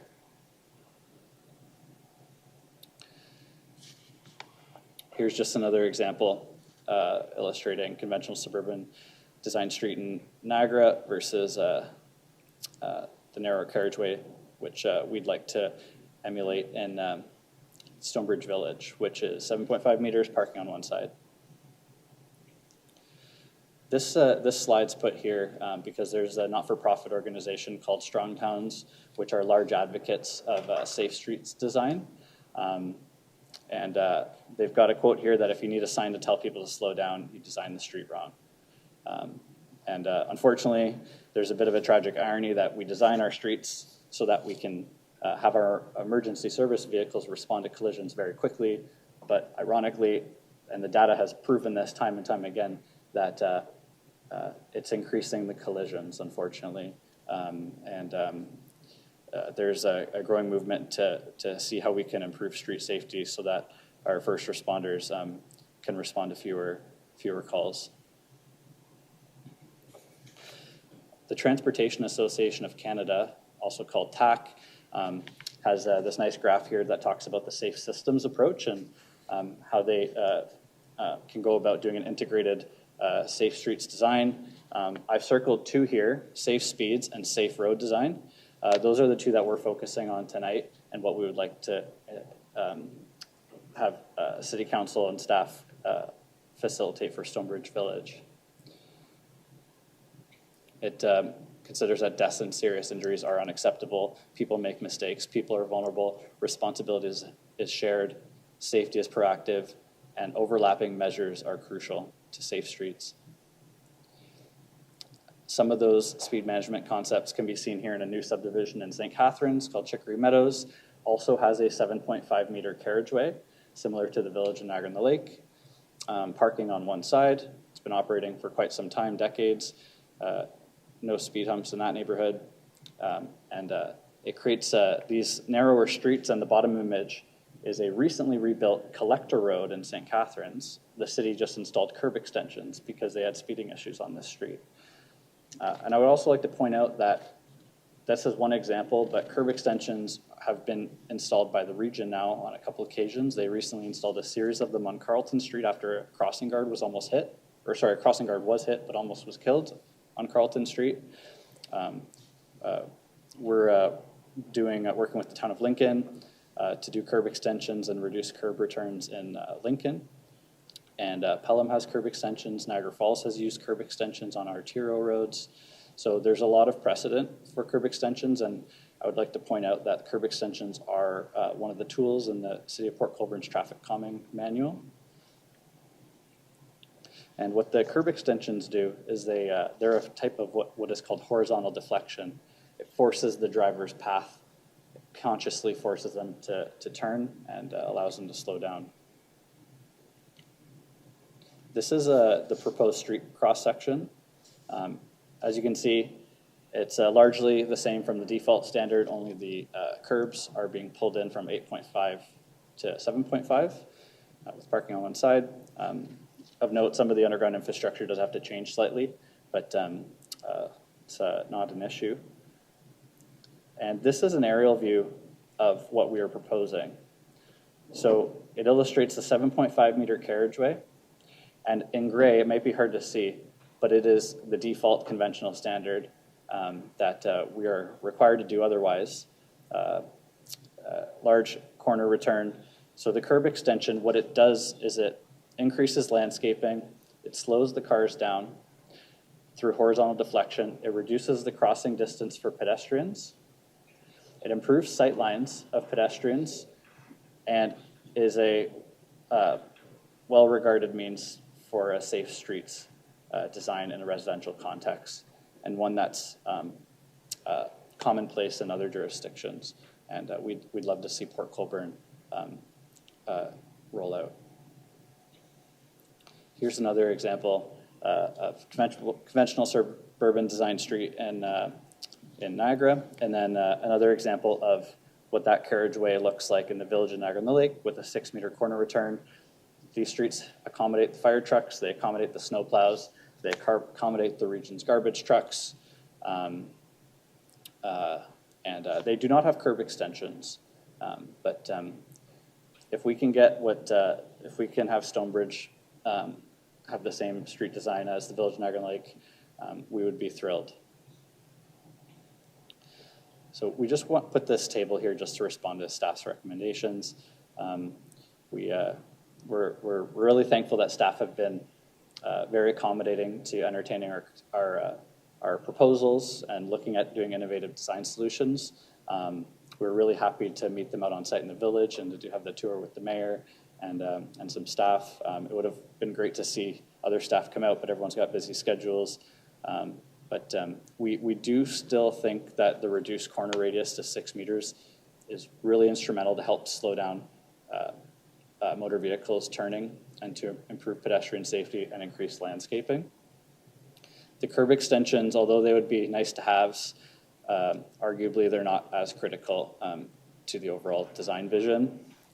And of note, and just to point out, there might have been a minor error in the staff report, but we are only proposing parking on 2 sides of the street for a section of one street called Street E, and we are oversizing that carriageway to 10 meters. So we're not proposing 2-sided parking on the narrow carriageway.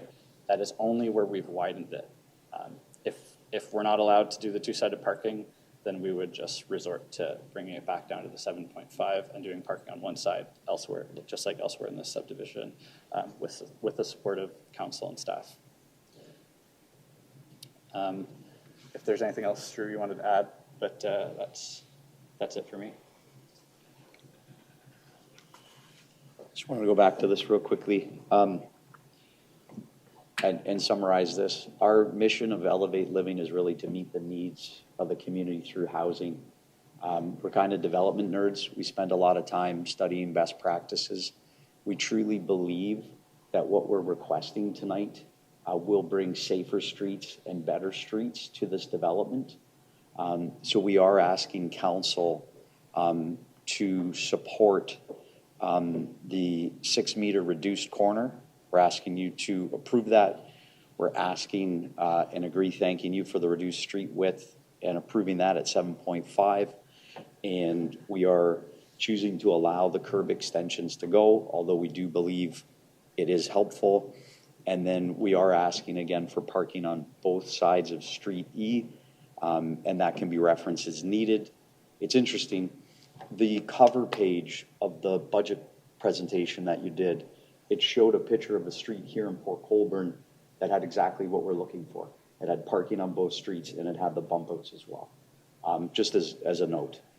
So these examples are functioning, they're doing quite well, and there hasn't been any complaints.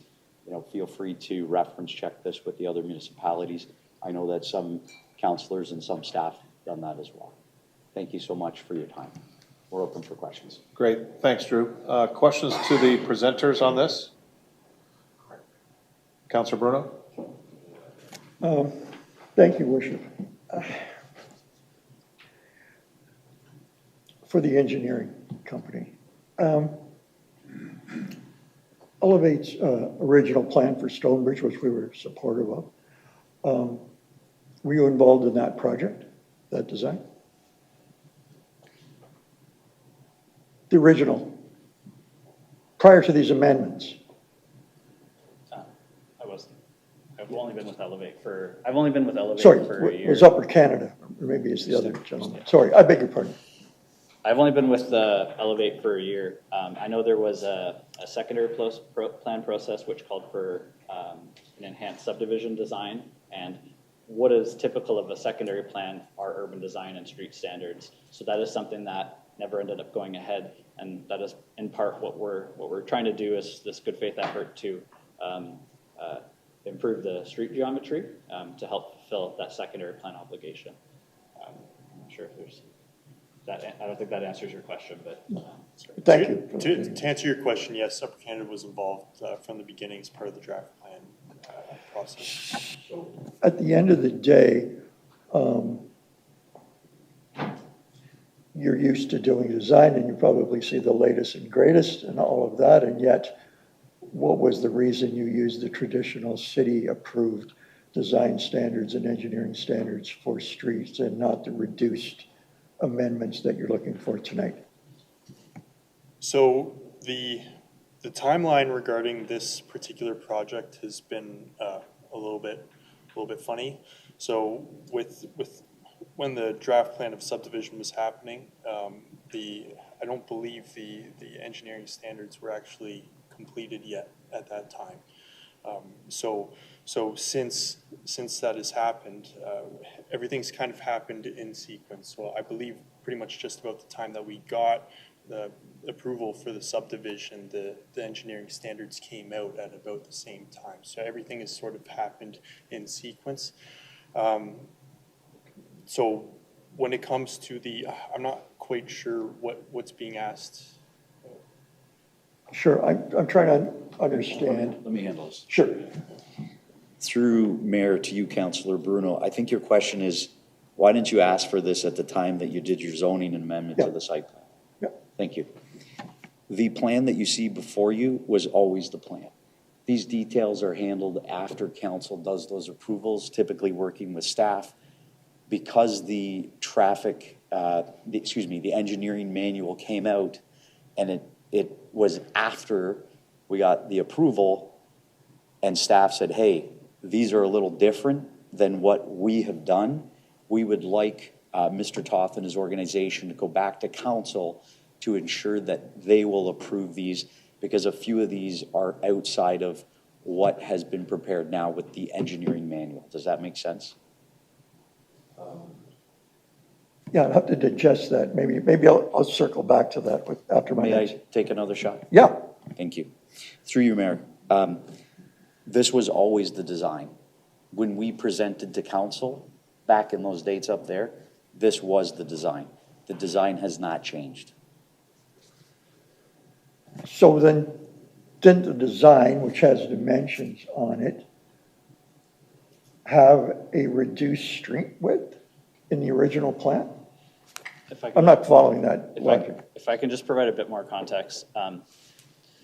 We are not asking to change. So when council approves, draft plans of subdivision are approved in 2 phases, and the chief planner here can chime in here and fill me in if I miss anything. But they're typically 2-stage approvals, and council by now, I'm sure everyone's much aware that there's the initial draft plan approval, and that plan that is a draft approved is a draft plan of subdivision, which basically illustrates the lotting fabric, and it would establish the street allowances, like the right-of-way, which is 18, 20 meters. That is the ownership that the city would eventually take over.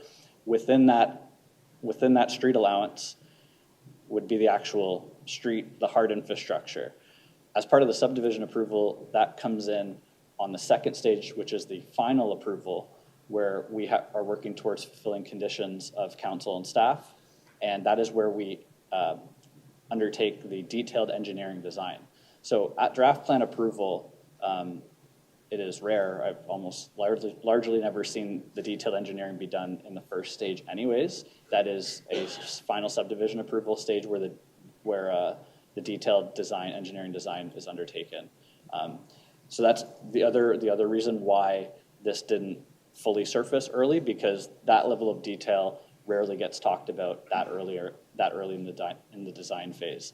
And these requested street geometry, the requested street geometry we're after is not impacting the right-of-way allowances, the street allowances, sorry. It's not impacting the lotting fabric at all. There's no new lots that are being gained from this. The street allowance is not changing. It is just the surface or the hard infrastructure, which would be changed, the street geometry. Eric, you want to jump in? Yeah, certainly, to the mayor. I think what's being described is accurate. What we approve at the draft approval stage is the widths of the right-of-ways. The detail of what is built within that, the width of the paved surface of the road, where sidewalks are located, are typically done through the clearing of conditions and into the final design of the street and infrastructure layout. So that's done in the clearing of condition phase. However, sometimes it can come up earlier if this was, if the desire is to go with narrower streets, then there may be, and this is a discussion that we had with Elevate Living, that maybe the city wouldn't always need a 20-meter right-of-way if the design is going to be focused around an 18-meter right-of-way for the street. We don't need the additional land. But in the case of Stonebridge, it was approved with standard right-of-way widths. And then through discussions, working on clearing conditions, the topic of using alternative design standards and some of the examples that were shared tonight came up for discussion. In order to go back, I need to ask. Yeah, okay, thank you. So have all the draft plans that we've been presented as a council, this 7,800 units, some of which are single family, some of them are subdivisions, all had or could still have the ability to come back from what we believe to be the plan, now right of way. That's probably our error, perhaps wasn't aware of that even after all these years, should have been. So if XYZ company wants to come back on their draft plan approvals and change the design standards on roads from 8.5 meters to 7.5, they would be allowed to do that. Through the mayor and the councilor, I think that's why we're here tonight. This is the first time that we've had this request come up. Through our design standards, we have a number of different road typographies and then different cross-section widths. And typically we're seeing developers pick one of those and build to that standard. What Elevate Living is proposing is diverging from any of our standards. We don't have a consideration for the reduced widths or for the bump outs. And so if this is something that the council feels we want to support and we want to use throughout the city, then we can update or we can revise our design standards to start to include these as a standard option. But right now they're not in there. And we felt that this was, you know, as there's input in the report from the fire department, and there's input from Public Works, staff and planning felt that this was beyond just a decision that we were going to make on our own. I'm still not clear on whether everybody who has a draft plan now who abided by those standards, which is really the right of way, could come back now and ask for amendment to change the width of roads or laneways.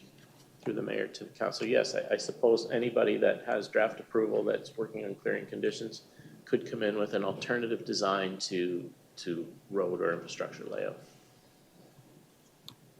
Thank you. So I mean, this may be the beginning or it's the thin edge of the wedge to an avalanche of developers that come in and ask for a design change.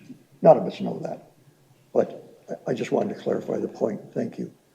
So I guess the other question is a not changing the lot fabric, not changing the number of units, is a 8.5 meter road more expensive than a 7.5 meter road? Can I just quickly, at this point, we're, I mean, just on hard asphalt alone, it would cost a bit more, but with what's been invested so far in time and fees and design, it would be a total wash, and if not costing us more to actually go to the 7.5. It's a 20-acre parcel.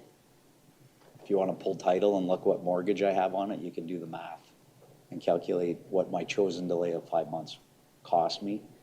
I'm here because we want to do something special, not because I'm trying to save money. We believe that creating value and development comes from creating a good product with safe street data behind it. That's why we're here. Fair question.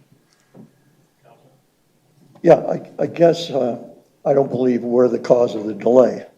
So whilst I get your point, I'd like to work with the developers. Could I see laneways being reduced? I've been in Garrison Village. I don't have a problem with those laneways.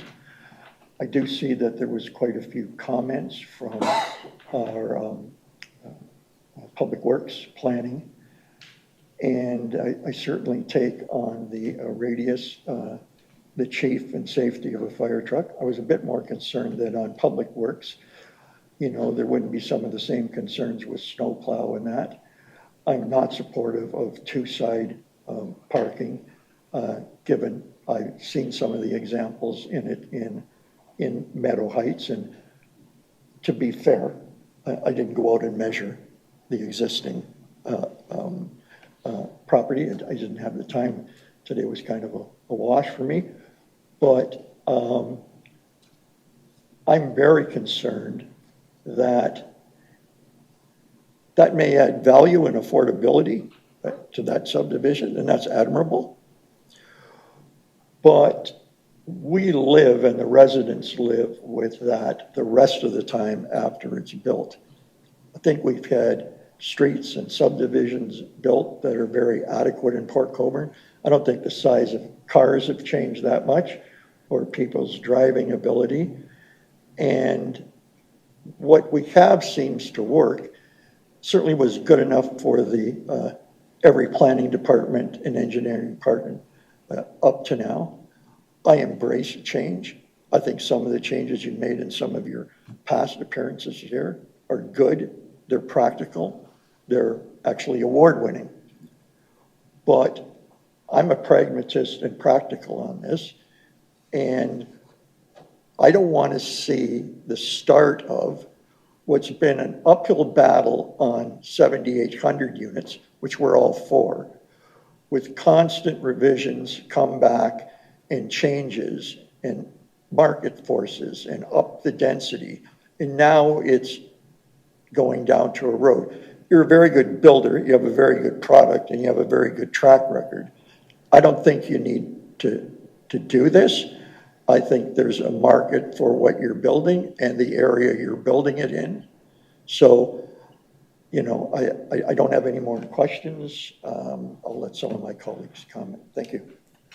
Go ahead, Drew. Thank you, Mayor. Councillor Bruno, I respect your concerns and not wanting to sort of set a precedent for an infill of people coming back. Safe streets for us are so important. We want our kids, we want our grandkids to be able to pull out hockey nets, play street hockey. We don't want them to worry about whizzing cars through. This is a practical strategy that we can reduce traffic speed and we can create safer streets. That's what it's about. At the end of the day, if you don't approve this, I will still build this and I will build a great product and I will keep going. But I believe that Port Colborne will be missing out on an opportunity for another award-winning community. The village in Niagara-on-the-Lake is an award-winning community and people come just to see it. Planners, engineers come to study it and see it. And it's been around for, so 25 years? Yeah, about that. About 25 years. No issues. All over North America. No issues. People come from all over North America. They held a conference in Toronto and they all came on buses. And this is what we're bringing before council. The approval or denial of this is in your hands. Thank you. Just to conclude, I've already given you my piece on Garrison Village. I like some of it, not all of it. I like some of this, not all of it. And I'm very concerned about the precedent. Thank you. Councillor Hoyle? I'm not sure if I can follow up on that because I think you asked like all my questions. My question is to the chief. These reductions, how does it affect us as responding to some of these calls? Because for me, who has driven a fire truck, the 6 meters on a corner radius, that's tight. And that'd be tight for our tanker. I know our tanker's a little narrower than the old one that I drove, but our ladder, that's where my concerns are, is how the apparatus are gonna get down here. And I agree with most of your comments here. Steve, even our plows, the difference between us and Niagara Lake is we do get more snow. And when it comes, it's right off the lake and it dumps. So how is that gonna impede being narrower in certain areas of this project going to affect us doing the plows to do that, because that's safety that, even though Niagara Lake may be nice and all that stuff, we have different elements here. It's not all the same. So I want to make sure we can get to what we have to do. That was my question, but all the other ones were already taken up. Perfect. Thanks, Cal. I'm gonna go to the chief and then I'll go to Steve. Chief? Thank you, Mr. Mayor. Through you to the councillor. We've done our research on the street widths and the turning radius of our apparatus, including our new purchased aerial device. We'll be able to corner the streets at those widths. Steve? Yeah, through you, your worship. So what we would need to do in most cases, probably use one of our front end loaders to get around and tuck in tight, especially if there's cars parked on both sides of the road or one side of the road, and as we're getting into those bump out sections too. So it might be a little more thought that goes into the plowing within that area where certain devices may need to be used. That being said, a lot of the newer plow trucks also have a lot tighter turning radius than a lot of the older ones too, which would help in that area for salting purposes. Okay, Councillor? Thank you. All good. Councillor Dan? Excuse me, through you, Mr. Mayor. And once again, Drew, you're getting to be a regular here. The streets that you've got coming out onto Barrack Road, so I see two of them, and I can't, in my head, think of where that second road allowance is for Street E. Like, where is that coming out? I've got friends that live on Barrack. Yep. And I know, where's that coming out? Is that where that farmhouse is now? Yes. So there was a farmhouse that severed a lot. Way in the back? We are immediately to the west of that. All right. Then That's the second one. And then we also have one where our plan of subdivision sign is. It's right beside one of the Sardella residents. And it's a green strip of grass. I can get addresses if it's helpful. Sorry, go ahead. No, I'm just looking at the map here. Okay. All right, just asking my own questions. Yeah. Thank you. Because, Drew, there was a third entrance, but you're not allowed to use that based on its closeness to Highway 58, correct? Correct. Just so you guys know. And the one beside Sardella's house was always deemed a street to go into their subdivision when they own the property. That's correct, and we'll have a pedestrian connection through there as well. Just so council's straight on where those are. Further questions? Yeah, Councilor? Thank you, Mayor. Through the presenters, and Drew, thanks for coming back again. Just a couple of quick ones. Street E, it's highlighted in purple, and you had said that it's going to be the only street with parking on both sides. And that's on the narrow, you want that reduced in width? Or are you going to keep it the wider width to have the parking on both sides? I was confused on that. Yeah. Through the mayor. The one point I was trying to clarify earlier, thanks for bringing it up again, was when I was reading the staff report, I was worried it didn't fully explain what we were after. So on the staff report, page 5, where we've got the green and blue overlays on the streets, the only section where we were asking for the parking on two sides was the blue section on Street E. And I would note that on that section, we have proposed a wider carriageway of 10 meters. So much wider to accommodate the parking on two sides. Okay, and correct me if I'm wrong, but wasn't that the section of that street where you wanted to have home-based businesses allowed? So is that the reason why you want to have it parking on both sides and wider carriageway? Through the mayor, yes, I believe largely. I don't know if there's another reason. I'll add to that. This is more of the main street of our overall community that we're creating, sub-community, if you will. And we also do have rear lane parking and rear lane entrances. So we're creating a street parking, but also there's no driveways. So it's also a tactic to encourage walkability and street safety. Okay. Thanks for that. When you talk about the bump outs, are they designed with regular curbing around them, or are they rolled curbs? so that you can kind of drive over them, and for people with walking aids? Through the mayor, at this stage, the preferred design is just to carry out typical barrier curbs.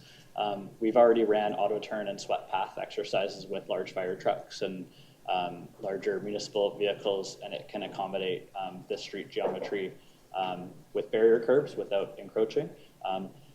The mountable curbs are an option. There's some issues that come with mountable curbs, particularly on front-loaded product. A lot of folks tend to widen their driveways without permission from the city, and that's one of the nice features about barrier curbs is it kind of forces homeowners from going rogue, and they have to come to the city before they can widen their driveway. So barrier curbs help prevent things like that. They also help maintain the integrity of the landscape and the boulevard. Okay, and two last questions. Is the density in your proposed subdivision greater than what's in Niagara Lake? Sorry, greater than in the village? Than in what's the village? Sorry, Garrison Village. Yeah. Have we done a density comparison? Through the mayor, a bit tough to answer on the spot. I don't know, it's hard to say because they're finishing the last phase right now, which is a higher density commercial and I think mixed use pocket near, I think it's Niagara Stone Road. So I'm not sure to answer your question. I would say, if anything, our site might be a little bit denser, but I'm speculating, though I'd have to do a calculation. And just the reason I ask is because I just went on Google Maps and it seems like Garrison Village on the inner part, so it would be the older part of it, are all single family homes. And then on the outside of it, the density seems to get greater, and yet the design of the streets on the outside, where the new development is in the higher density, doesn't seem to have the same characteristics as the original streetscapes. There's no trees planted, there's no anything, it's how you showed the ugly streets with just the sidewalks and no trees. That's kind of what the outer ring, the final design in Garrison Village looks like right now on Google Maps when you take a look at it. So the design has changed from inside to outside. And I hate to say and ask this question, but is there any demographic study? Because I think a lot of us would say when you go down to Niagara Lake, the residents of Niagara Lake tend to be on the older side. And I would say that probably makes driving a little bit slower. And if you don't have the density level that Stonebridge looks like, you don't have as many cars going down residential streets when it's single family homes. Stonebridge seems more condensed with more vehicles traveling on smaller roads. That's my concern, is that you've got a small pocket with small streets and a lot of people going up and down and in and out. So those are my concerns. If you have any, I don't know if you did any demographics, but it just seems, I get the design. Yes. It almost seemed more practical in a place like the Village because of the design of the entire streetscape and everything. Homes set back in off the road, single-family homes spaced out. It just seems like it's more free-flowing than this here, which is smaller on scale, right? So just my comments. Thank you, Councillor Elliott. Through you, Mr. Mayor, to Councillor Elliott. You made a comment that homes are set back from the street in Garrison. It's completely opposite, and you can ask the staff and Mayor who was there, and we can bring up pictures. They're strategically brought to the front of the street, the houses. And there is townhouses, there is apartment buildings in the village, mixed throughout. There's semis as well. We can bring up examples. We can take you to street addresses, there's no problem. So I disagree with you. I see there's some density differences, but there's other examples. Another example is the Village, Martindale Road in St. Catharines, the Chicory Meadows in St. Catharines, right off Hague Street. So you think of Chicory Meadows off Hag Street and the demographics there versus Garrison, very, very different demographics, very different neighborhoods, but functioning and doing well in both of those. And we could cite other neighborhoods with multiple different demographics throughout the US and other places in Canada. Councilor? Because I'm looking at Garrison Village right now. And the old section, none of the houses are right on the street. They're all set back off the street. All of them. Do we want to? No, but I'm I'm looking at it right now. And what street are you on? Well, let's see. Lower Canada, all the ones on the interior. Navy Hall Crescent, Confederation, all the houses are set back off the road. I'm looking right at them. Yeah. Through Confederation, through the mayor. Confederation is not part of the village in question. You're in That's non-village. that's an older neighborhood that was not part of that development program. Okay, so what part You need were to you head talking towards about? 55. Sorry? In your map, head towards 55. Niagara-Stone. Yeah. Is the village. And they are right, they are set back. Actually, Eric, maybe you can, because you were So there with that's- us. You okay, can to me, 'cause I'm Let's old let- enough to remember when it Council, was being built. let's let the planner just answer this only because he was there with us, so. Eric, you want to comment on that? Yeah, so I think, some of the design elements that have made Garrison Village popular are the fact that the homes have very, very small front yard setback. They're almost, steps are off the sidewalk. That's if we're talking about, Brock Street, some of these are the newer portion of that development.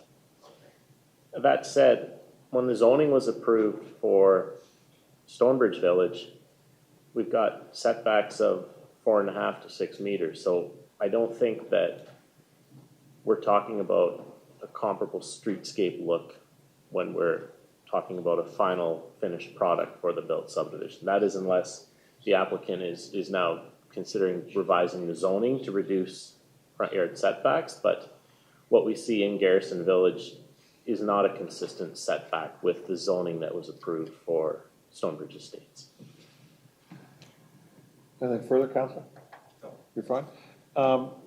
Eric, on the report with regards to the section they're asking for the two-sided parking on the 10-meter width, can you comment on that? Just because the proponents brought it up and there's been two questions from council on this. Is that the traditional width where we do have two-sided parking across the city? Through the mayor, I actually may refer to Mr. Sapowski on this one in terms of width and parking with respect to traffic flow. Through your worship, so it is a condensed version, but it is similar to the other widths that are being proposed as well.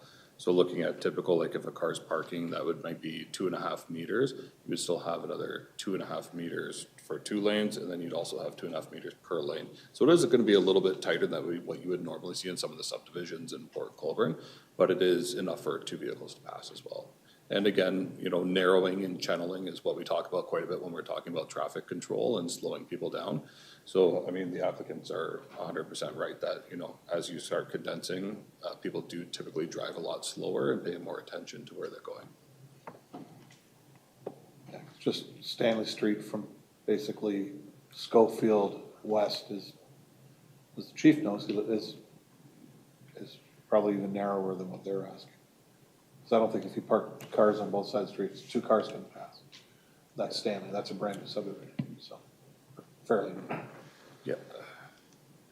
I'm just trying to get it from because they've asked for this, and I just don't want anybody to confuse that on their narrow streets, they're only asking for one-sided parking, and just the one section of 10 meters they're asking for 2, that's all.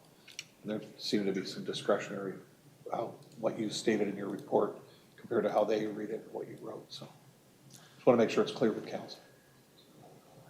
Thanks. Okay. All right, Councilor, just on that, Councilor Elliott? So the 10-meter section, I just wanted to make sure we confirm. No, I got it. Okay. I was just checking. Sorry, good, Good Mayor, through you. questions. Thank you.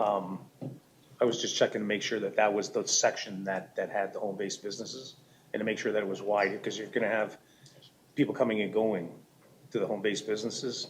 I want to make sure that it's wider than the other ones, just for safety. Great, thanks, Counselor. Counselor Bruno. Thank you very much, Worship. I just wanted to ask two different questions. One, a procedural one, if I could. But first, to the chief. I listened to your response to Counselor Hoyle about the 6-meter radius working with your truck. Is that correct? Through the mayor, correct.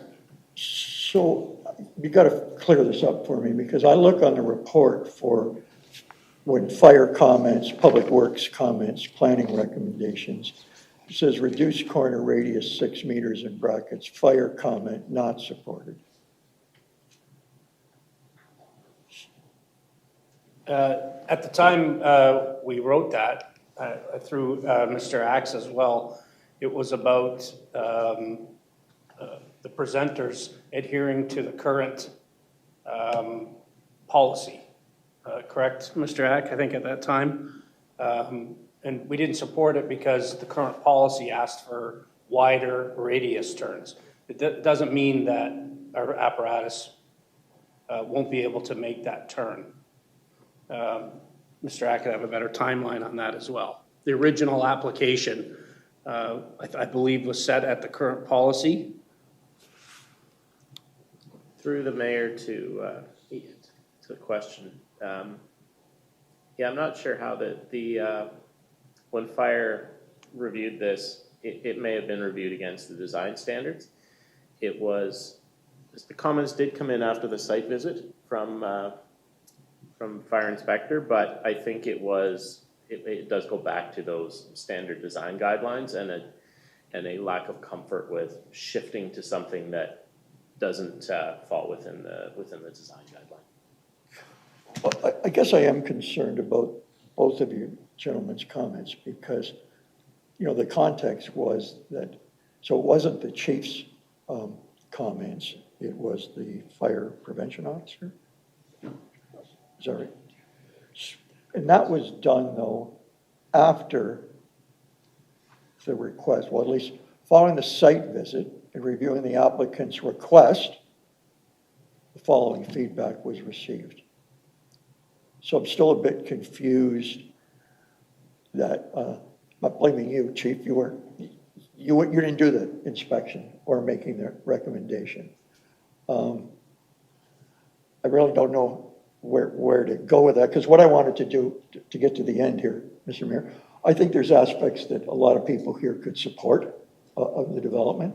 And I didn't know if it would be easier to go with these 5 things, like one by one.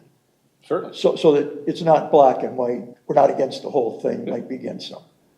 Yep, you can do that. Well, I didn't know if anybody else had any questions, but that's. Further questions? Eric? Just a question on the process. Are we going to do those? Do you want to go through those one by one when the staff report's up, or do you want to do that now with the presenters here? No, I'd wait till the end, till the staff. You still want to make more comments? I was, Is that what you're saying? the mayor, just wondering if any of those points. No, if sorry, they have questions none. for the applicant. Okay. None.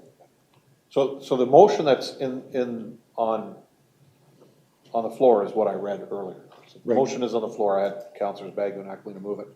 So any changes to that? So, I mean, really in here, the council approved the proposal reduce curb face to curb face roadway widths of 7.5 meters for streets A and E, sorry, not A to E, A and E of the Stonebridge Village subdivision. And that the chief planner be directed to forward a copy of the decision of the document. So other changes in here, Eric, what do you see us, based on what they've asked for, what do you see changed here? Because there's no bump outs on their design, so I think bump outs aren't being asked for, because you stated in your comments. If you don't get bump outs, it's not a Through you, Mr. Mayor. world beater. To you, Mayor. We would still like to do bump outs, but if that's something to let go based on the other ones, we're showing you the other ones are more of a priority for us if council so sees fit to approve all of them. we believe that is truly best design, but sometimes you can't get everything you ask for.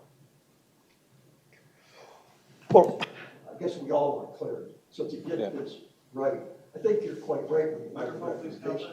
Turn it off there. Your point about the recommendation and my point about line by line is not exactly. That's right. So if you want, that's what I say, if you want to go through this, you've got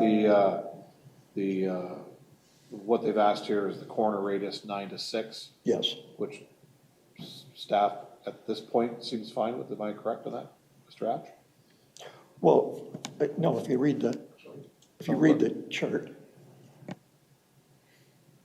Well, let's let the planner answer that. Through the mayor to the councillor, I suppose I don't necessarily, from a planning perspective, I don't have a problem with any of these requests. But in working with colleagues in Public Works and the fire department, I need to be, considerate or mindful of what the pinch points are, what the problem points are for them.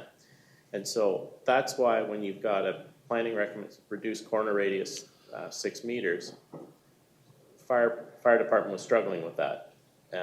Public Works was okay. So ultimately, I didn't feel that it was my position to override the fire department. So that's why you've got the recommendation the way that it is. In looking at the diagram above, if we're talking about 6 meter radius, I believe, and folks, elevator still here, and they can correct me if I'm wrong, that 6 meter radius comes in because of the curb extension. And perhaps that if the curb extension, are those a package that go together, curb extension plus radius, or would you do a 6 meter radius without the curb extension? Through the mayor to the chief planner, they're not actually a package deal. In Niagara-on-the-Lake, they have the 6 meter curb returns and there's no curb extensions. Just for clarity, yeah. Go ahead. I guess I'm trying to be respectful, but I've got a situation where the person who made the recommendation at fire isn't here, and it's no. I've got the planner now saying that, I didn't have any objections with all this, but this is what I decided on planning. It's not a good look right now to me, what's going on here. I hate to put the developer off, but we've all had some very good points here tonight. There seems to be some clarity issues here. There's a clarity issue on fire comment. I'd like to get this right because it's a one-time shot. Is there any way we could defer this to the next meeting?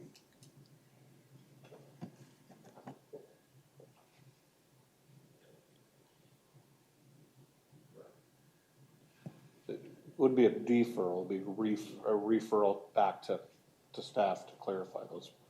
But we've got to be specific on what you want to ask them. We can do that. I might struggle with specifics, but I would like to put forward a motion to defer this to go Refer back. Sorry, refer. Thank you, Mr. Mayor. Refer this back to staff to clarify their position on all, 4 of these items? Yeah. All 4 of these items. Because I really think there may be common ground there, but everybody's expressed their own opinion. So I don't want to belabor it. That's what I'd like on those 4.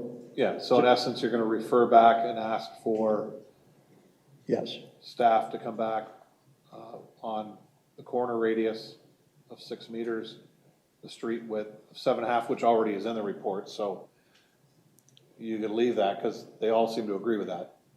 If you want to leave it, based on what the well, I was going to in the next meeting. Yeah, I mean, you could, I was going to actually separate them. Yeah, because you can leave it out now because it's already been asked for by staff. The 7.5 meters. There's no argument there. Yeah. So if you want to leave that out for now, the reason I wouldn't is because I'm not supportive of it. So I thought it would be easier to do all at once. I may go down 9-1, but that's democracy. Okay, yeah. So the street width, curb extensions, you've already heard the proponent If he doesn't get it, it's not a deal breaker, so.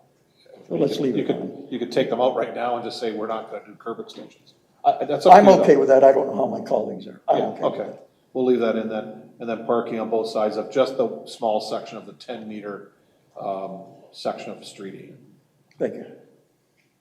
which is what Councillor Elliott asked about. Yep. Okay. Yeah, go ahead.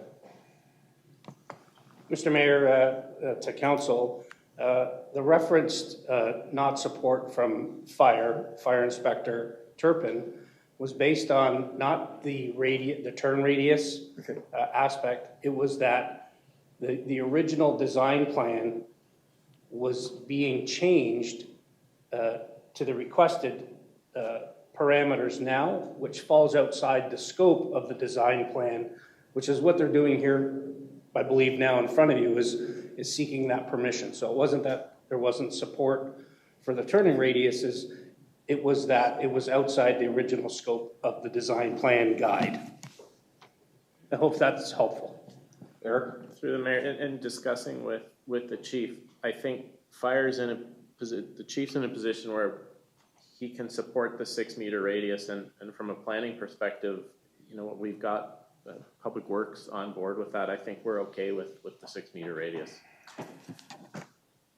I guess I just would have to say, if we're gonna bring back 4, let's bring back 5 and vote on them, and then everything's clear in a new report.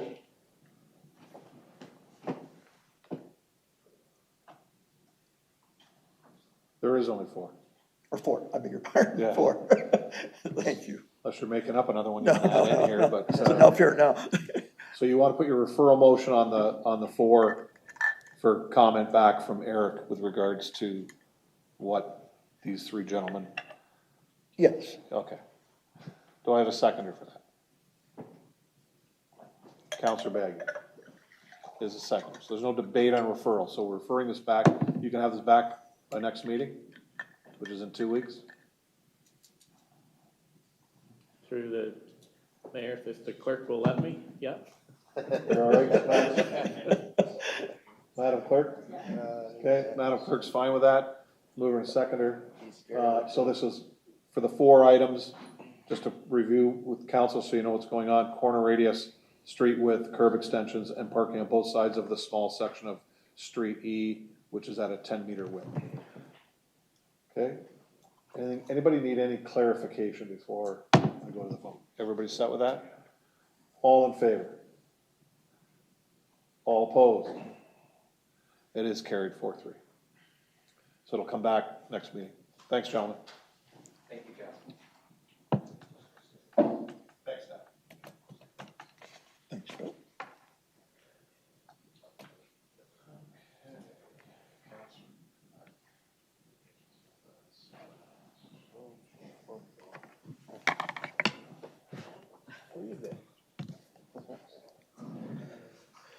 Your extended vacation out there.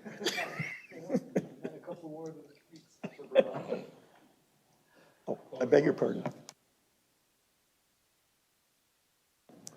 Next item is 14.3, the 2026 property tax and storm sewer bylaw, 2026-48, moved by Councillor Bruno, seconded by Councillor Hoyle, that Financial Services Department Report 2026-48 be received, that the 2026 property tax rates outlined in Appendix A attached hereto be approved, and that the 2026 property tax rate bylaw attached hereto as Appendix B be brought forward for council's consideration. I think Councillor Bruno, you had a question on this one? Yeah, just a quick one. I spoke to the Director of Financial, the CFO on this. It was building up on last time when we made a much clearer tax bill and water bill. I really like the charts that they've used on there that show the regional breakout, including the transit, all that stuff. If they could encompass that into the current one that we use with the pie chart, it'd be wonderful. I don't know if Ms. Adam wants to comment on that, if it's fine. That was all I had. Yep. Adam, you're all right with that? Yeah. Okay. Staff's okay, Councillor. So you're fine. We'll look at that as direction. Any further questions on this? Further questions? All in favor? That's carried. Item 14.4 is open air burning bylaw amendment 2026-62, moved by Councillors Aquilina and Bagu, Fire Department Report number 2026-62 be received, that the bylaw to amend the open air burning bylaw attached hereto as Appendix A be brought forward for council's approval. Councillor Bagu, I believe you're the one that has a question on this. Yes, thank you very much, Mr. Mayor. Through you to Chief. Chief, just a little clarification on the word nuisance. I appreciate that. Chief? Through the mayor to you, council, thank you. I'd like to start and premise that our existing bylaw is an extremely effective bylaw.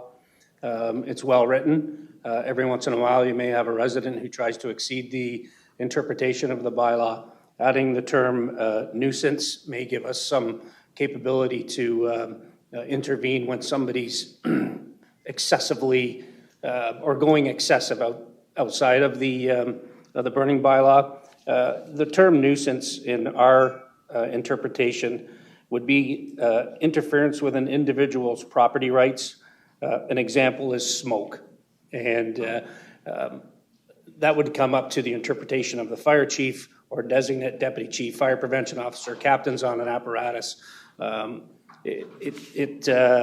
term nuisance wouldn't prohibit anybody else in the municipality from abiding by the bylaw.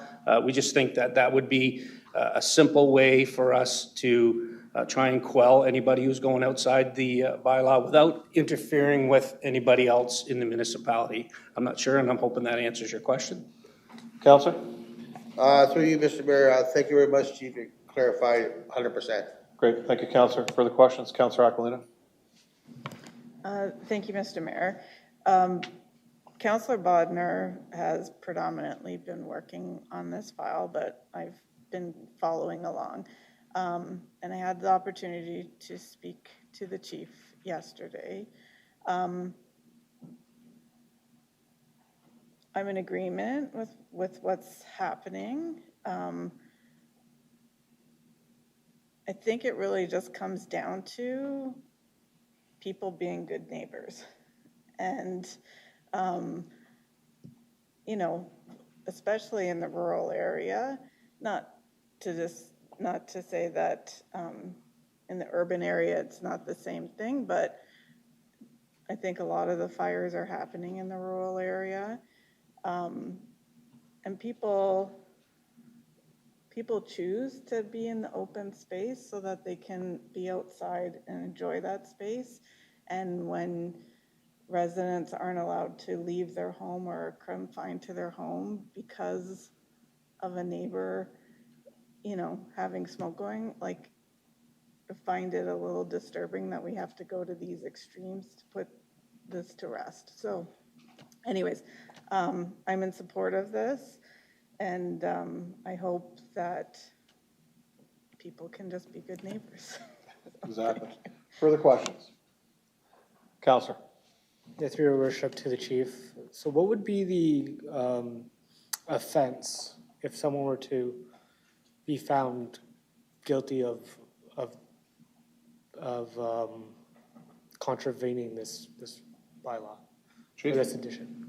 Through you, Mr. Mayor, we have the right to order them to extinguish the fire or extinguish the fire ourselves. Multiple occurrences would see us bill them through the user fee bylaw. We don't in fact charge them any criminal way or fire code way. It's recouping our services to extinguish the fire. Through your worship, do we have any policy in place regarding open burning fires, like open air burning and recreational fires? Because I guess what I see is a potential, instead of coming back to us and as things evolve and changing the bylaw, if we just had a provision in the bylaw that says refer to the policy, and we updated that policy frequently based on whatever the common I don't know, best practices of open air burning at the time, maybe that would be something that would be a better option moving forward, and it's constantly a living document. CAO? Yeah, through the mayor to the councillor and council. Councillor, you brought up a very interesting point, and it's how bylaws and policies are written. as we move forward, council's put forward a project, which Councillor Bagu, I think we have 2 and a bit years to do, to work on. But the clerk is taking the lead with our IT department to go through, consolidate the bylaws and take a look at how that builds out. And a lot of organizations, and we don't actually have this, but they actually have a policy on policies, which is kind of a funny thing, but what it does is it actually talks to exactly what you're talking about. It says, here's the policy that's from a governance perspective, and then here's how you operationalize it with that secondary component that you're talking about. And that secondary component has the ability to be tweaked for situations like this. And so on a go-forward basis, and I don't want to put too much pressure on the clerk because she's still doing the first part of the aggregation, but that is something that we want to bring back to council to have that conversation, because we can really simplify how bylaws work and then create a greater degree of agility. I don't know if that's the right word here, but to be able to adapt to the situation of the community around us. So I think you're advanced planning, and that's exactly where we want to bring things. I think the way that the chief has put it today makes sense in our current framework, but going forward, I really appreciate you pointing the way on that. Good, thank you, Councillor. Yep, go ahead. Sorry, through worship. Yeah, the way I see it, it's similar to legislation at the provincial level, where you have the legislation and then you have the regulations, right? And this would be sort of like a regulation that could be implemented. Good, thank you. Further questions? All in favor? It's carried. Next item is 14.5, Westwood Estates Subdivision Phase 2, Stage 1 to 3, Plan 59M-428, Assumption 2026-51. Again, council, this is being brought forward for Councillor Beauregard's conflict. If I could have Councillors Elliott and Bagg move that Planning and Development Department Report 2026-51 be received, that the bylaw assuming the primary and secondary services and the assumption of Westwood Estates Subdivision Phase 2, Stage 1 to 3, Plan 59M-428, attached here to as Appendix A, be brought forward for council's consideration. Questions? All in favor? That's carried. On to staff remarks. Madam Clerk. I have one item this evening. So the 2026 municipal election is fast approaching. For anyone eligible and interested in running for municipal office, we encourage you to join us at the Candidates Information Night, which is hosted by the City of Welland on behalf of Niagara municipalities. It's taking place on April 29th at 6 p.m. at Welland Community Center located at 145 Lincoln Street. Please visit portcolborne.ca/votes for more information on the 2026 municipal and school board election. And any specific questions can be directed to either myself or Liz, who is our new elections coordinator, by phone at 905-228-8120 or by email at election@colborne.ca. Great, thank you. Chief. Mr. Mayor, I have a couple remarks this evening. Just want to advise yourself and council that Port Colborne Fire and Emergency Services has completed its transition to a digital platform.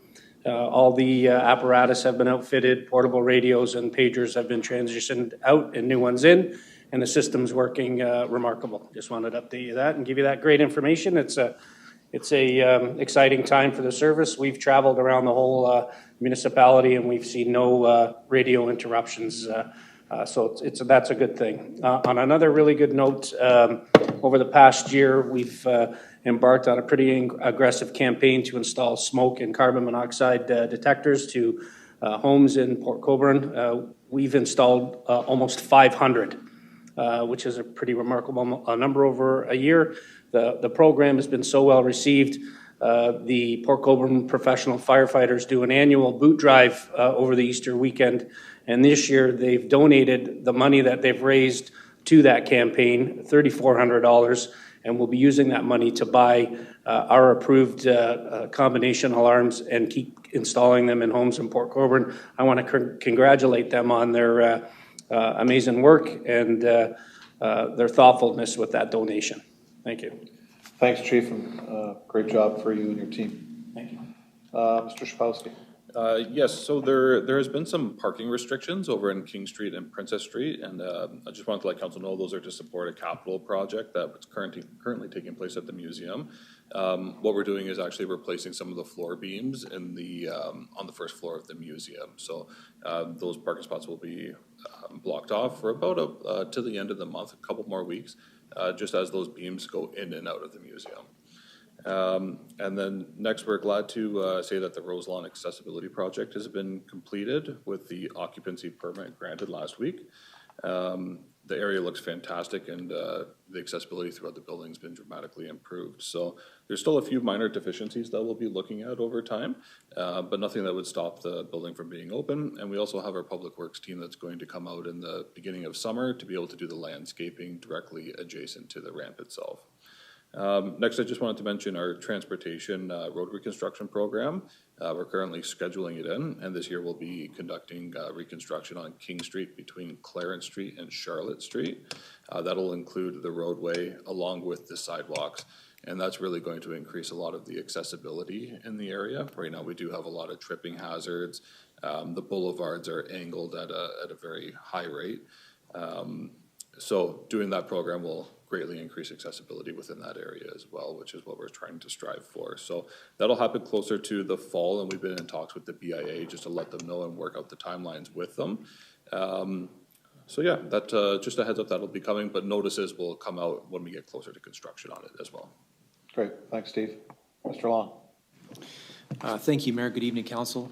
Just wanted to mention that it was a pleasure to join the Mayor and members of Council and senior leadership for meetings in Ottawa and Toronto recently. I would say that our meetings went very well. Federal and provincial officials were very, I think, very interested in what Port Colborne are doing. They want to stay in touch with us.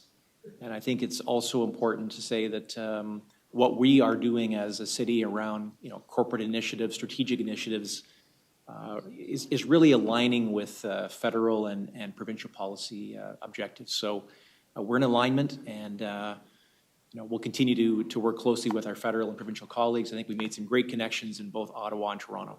So thank you. Thank you, Mr. Long. Mr. Hatch. Yeah, thank you, Mayor.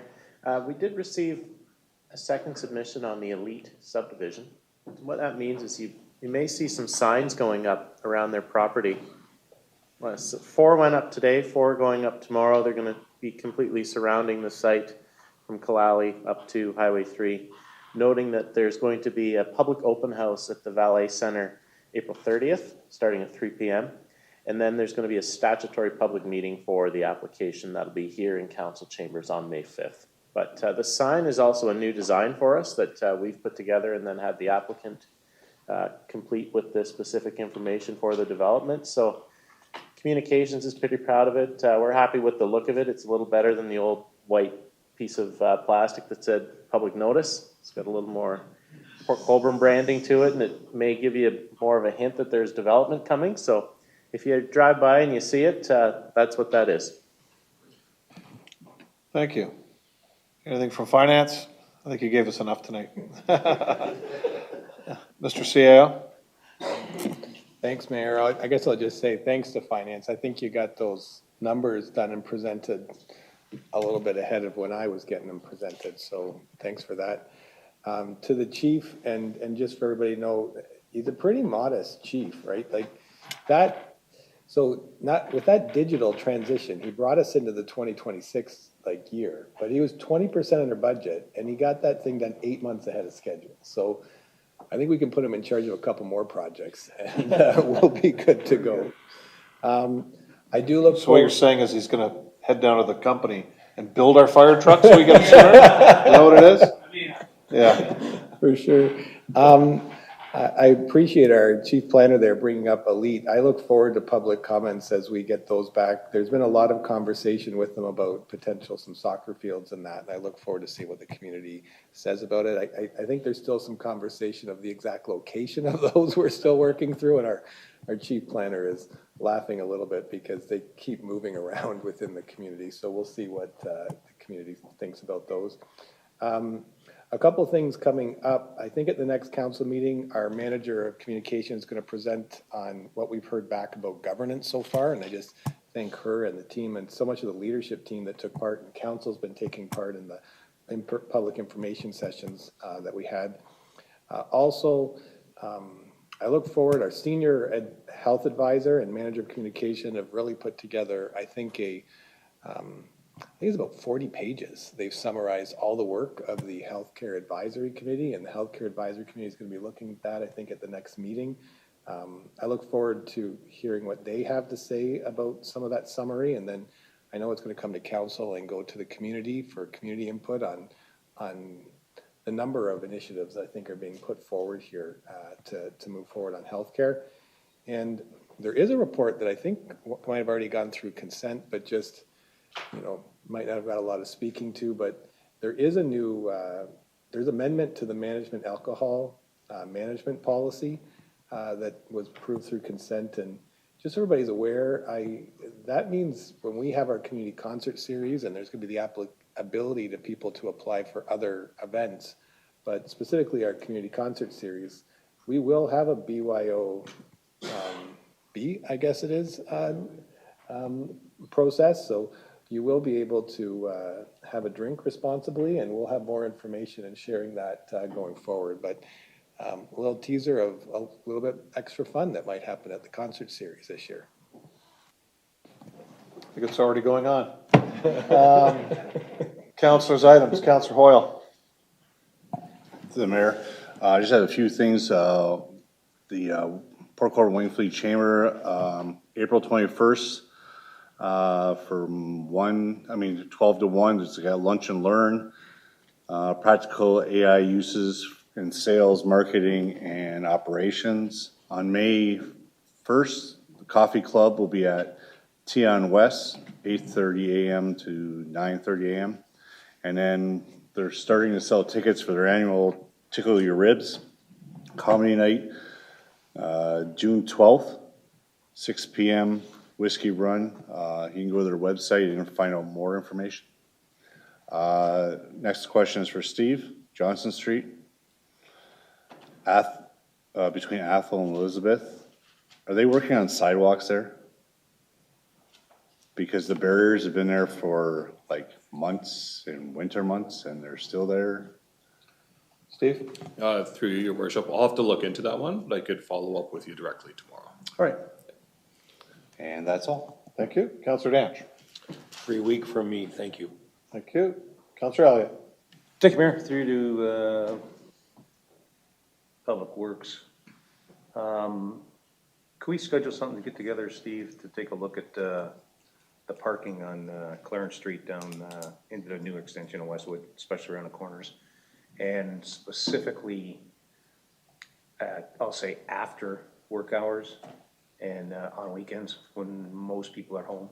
That seems to be when most of the cars are parked on the road. It just makes it's getting to be a little bit difficult. The one day I come around and had to go around a car that was parked, and the guy coming at me almost ran into me. So it's kind of narrowing the corners. I know there's been a couple of people that have asked us to take a look at that. So if we can do that. And the only other thing I had was I'm still waiting for that answer from the mayor to the CAO about rebates on on water. It was a good answer, but that you gave them. But I don't remember a yes or no answer that we're going to get a rebate on the water, on our water bills. No, there's a report coming back.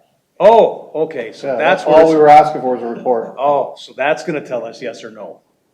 Okay. We'll It's wait gonna for give that. you an opportunity to say yes or no. Yes, Councilor. I just wanted to clear that up. That's fine. It was putting them on the spot real quick when that, I couldn't believe you asked that That's question. when the report came through, There you go. That's when you ask those questions, Councilor. We'll wait for that answer. Thanks. Perfect, thank you. Councilor Bruno. Thank you, Worship. I'd like to thank Steve, your department, a lot of quick action on a couple of complaints, bent signs, removed signs, stuff like that. I also wanted to just bring to the public's attention, and I know we as councilors know about it, but the whole issue surrounding amalgamation may not be in the same form that it's in, but going forward and just to thank the mayor, the CAO, Mr. Long, to still be staying on top of this issue, because there's probably lots more to come with what's going to happen at the region and committees. And just for the public to know, these staff's been still working on that project, because I think we all have found that we can find some other efficiencies. And it'll be a brave new world after the end of October with the new councillor. And I can't thank you guys enough who are still nose to the grindstone on how to ensure our longevity, even though this may be current iteration of amalgamations may be behind us. So thank you. Thank you, Councillor. Councillor Baggio. Thank you, Mr. Mayor. A few items. I talked to Public Works regarding tree planting. I see city contractors have been planting trees the last 2 or 3 weeks throughout the city, Mr. Mayor, and I have an inquiry as whether the city, you can still put your name in to get a boulevard tree or not.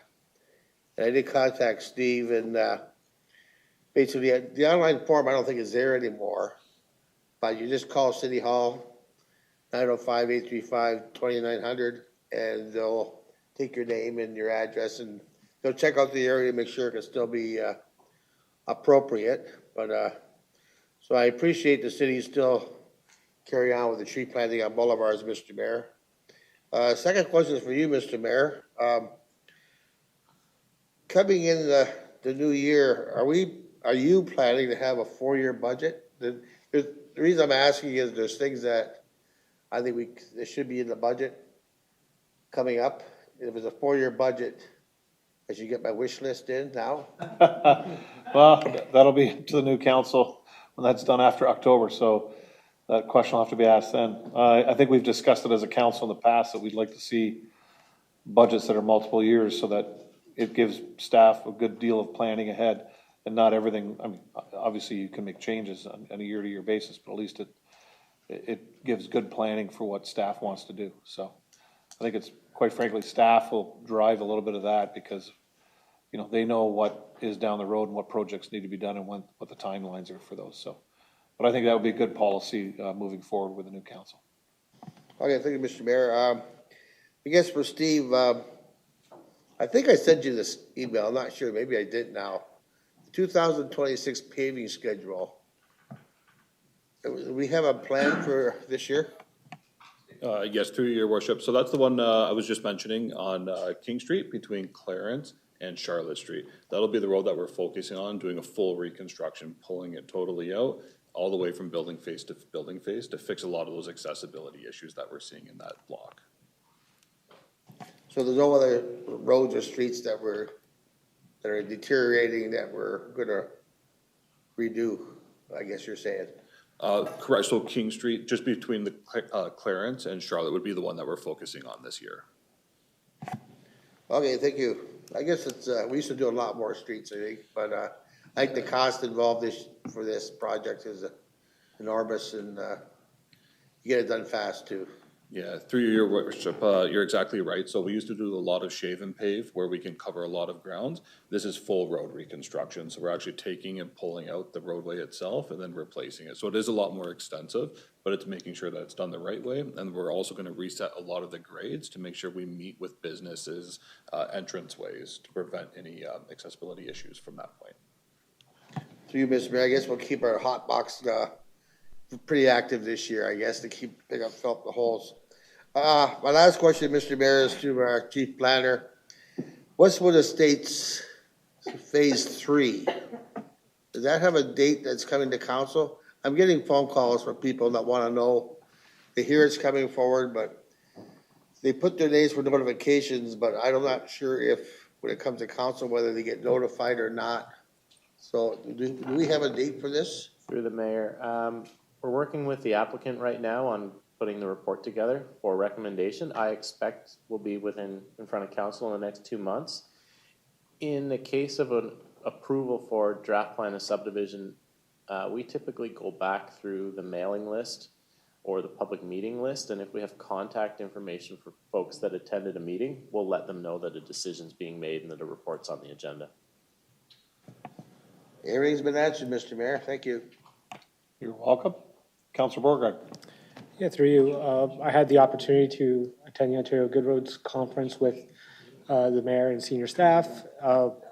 We, as was discussed from some of our staff, we had an opportunity to meet with the ministers, parliamentary assistants, and it's really exciting to know how well received our asks and how we go in, how prepared our team is when we go and we meet.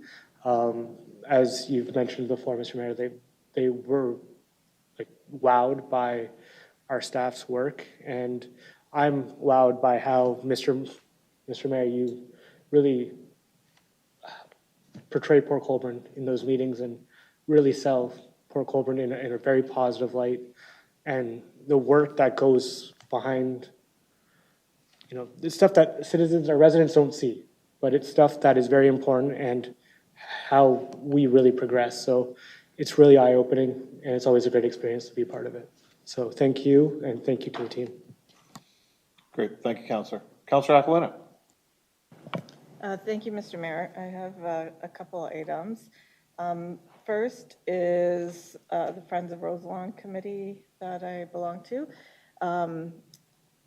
I just want to make an announcement about the Friends of Roselawn Center Spring Juried Fundraising Art Auction, May Masterpieces.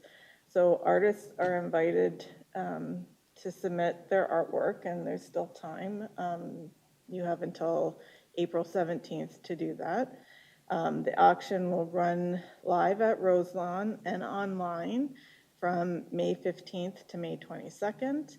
The Friends of Roselawn will be sponsoring an open house for the artists, the Friends of Roselawn members, museum board directors, and municipal leaders on May 15th from 4 to 6 p.m.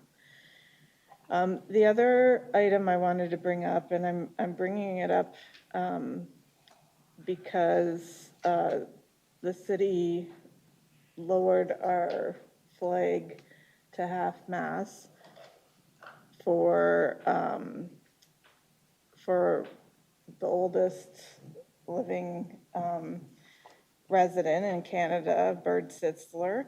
I didn't work with Bird, but he worked at Customs. And I had the honor of curating an award for him for his 100th birthday celebration at our award ceremony that we had in the region. And I just think it's important to recognize him. He was I believe a World War I and II veteran. He lived in his home until he was 107. He was an active member of society. He bowled a lot. He was in a league for a long time. So anyways, I just wanted to recognize his accomplishments and what he did and celebrate his life. Great, thanks for bringing that up, Councillor. And he worked in an era which was great. We didn't need passports then to go back and forth, which was a lot easier, believe me. But yeah, he was quite the gentleman. Yeah. There are no motions. Are there any notices of motion? Okay. So we have one motion arising from boards and committees, item 19.1.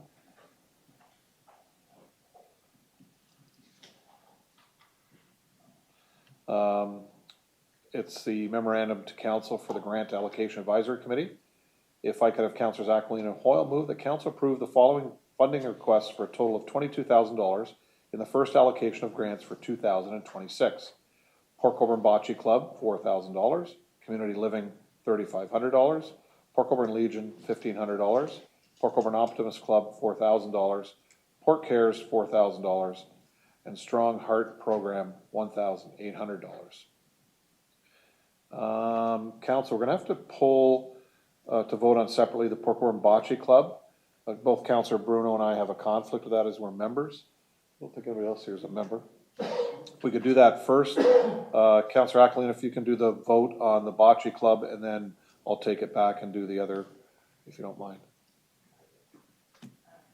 So actually, you're gonna have to find a mover and a seconder for that one, and then I can go back to you and Counselor Hoyle for the remainder. Okay, so, I'm just asking for a mover and seconder? For the bocce club, and then both Counselor and I will declare a conflict. Okay, so for the Port Colborne Bocce Club, $4,000 grant allocation, can I have a mover? Counselor Bogart, and a seconder, Counselor Dant. Everybody in favor? Anybody opposed? Carried? Carried. Thank you, Counselor. So with the remainder of the 1, 2, 3, 4, 5 organizations, again, I have Counselors Ackling and Hoyle moving those. Any questions? All in favor? That's carried.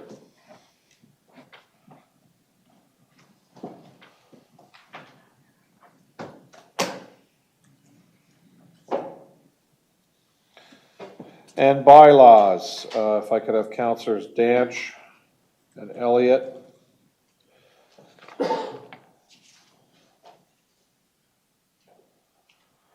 Move bylaws 20.1, 20.2, 20.3, 20.4, 20.6, and 20.7. 20.5 we'll pull separately due to the conflict for Counselor Beauregard.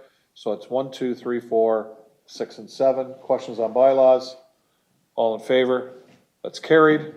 And the same movers and seconders for Counselor Danch and Elliott for bylaw 20.5. Again, conflict for Counselor Beauregard. Question on that bylaw? All in favor? That's carried. We are now adjourned. We thank everybody for watching this evening. And have a great rest of your week. Thank you.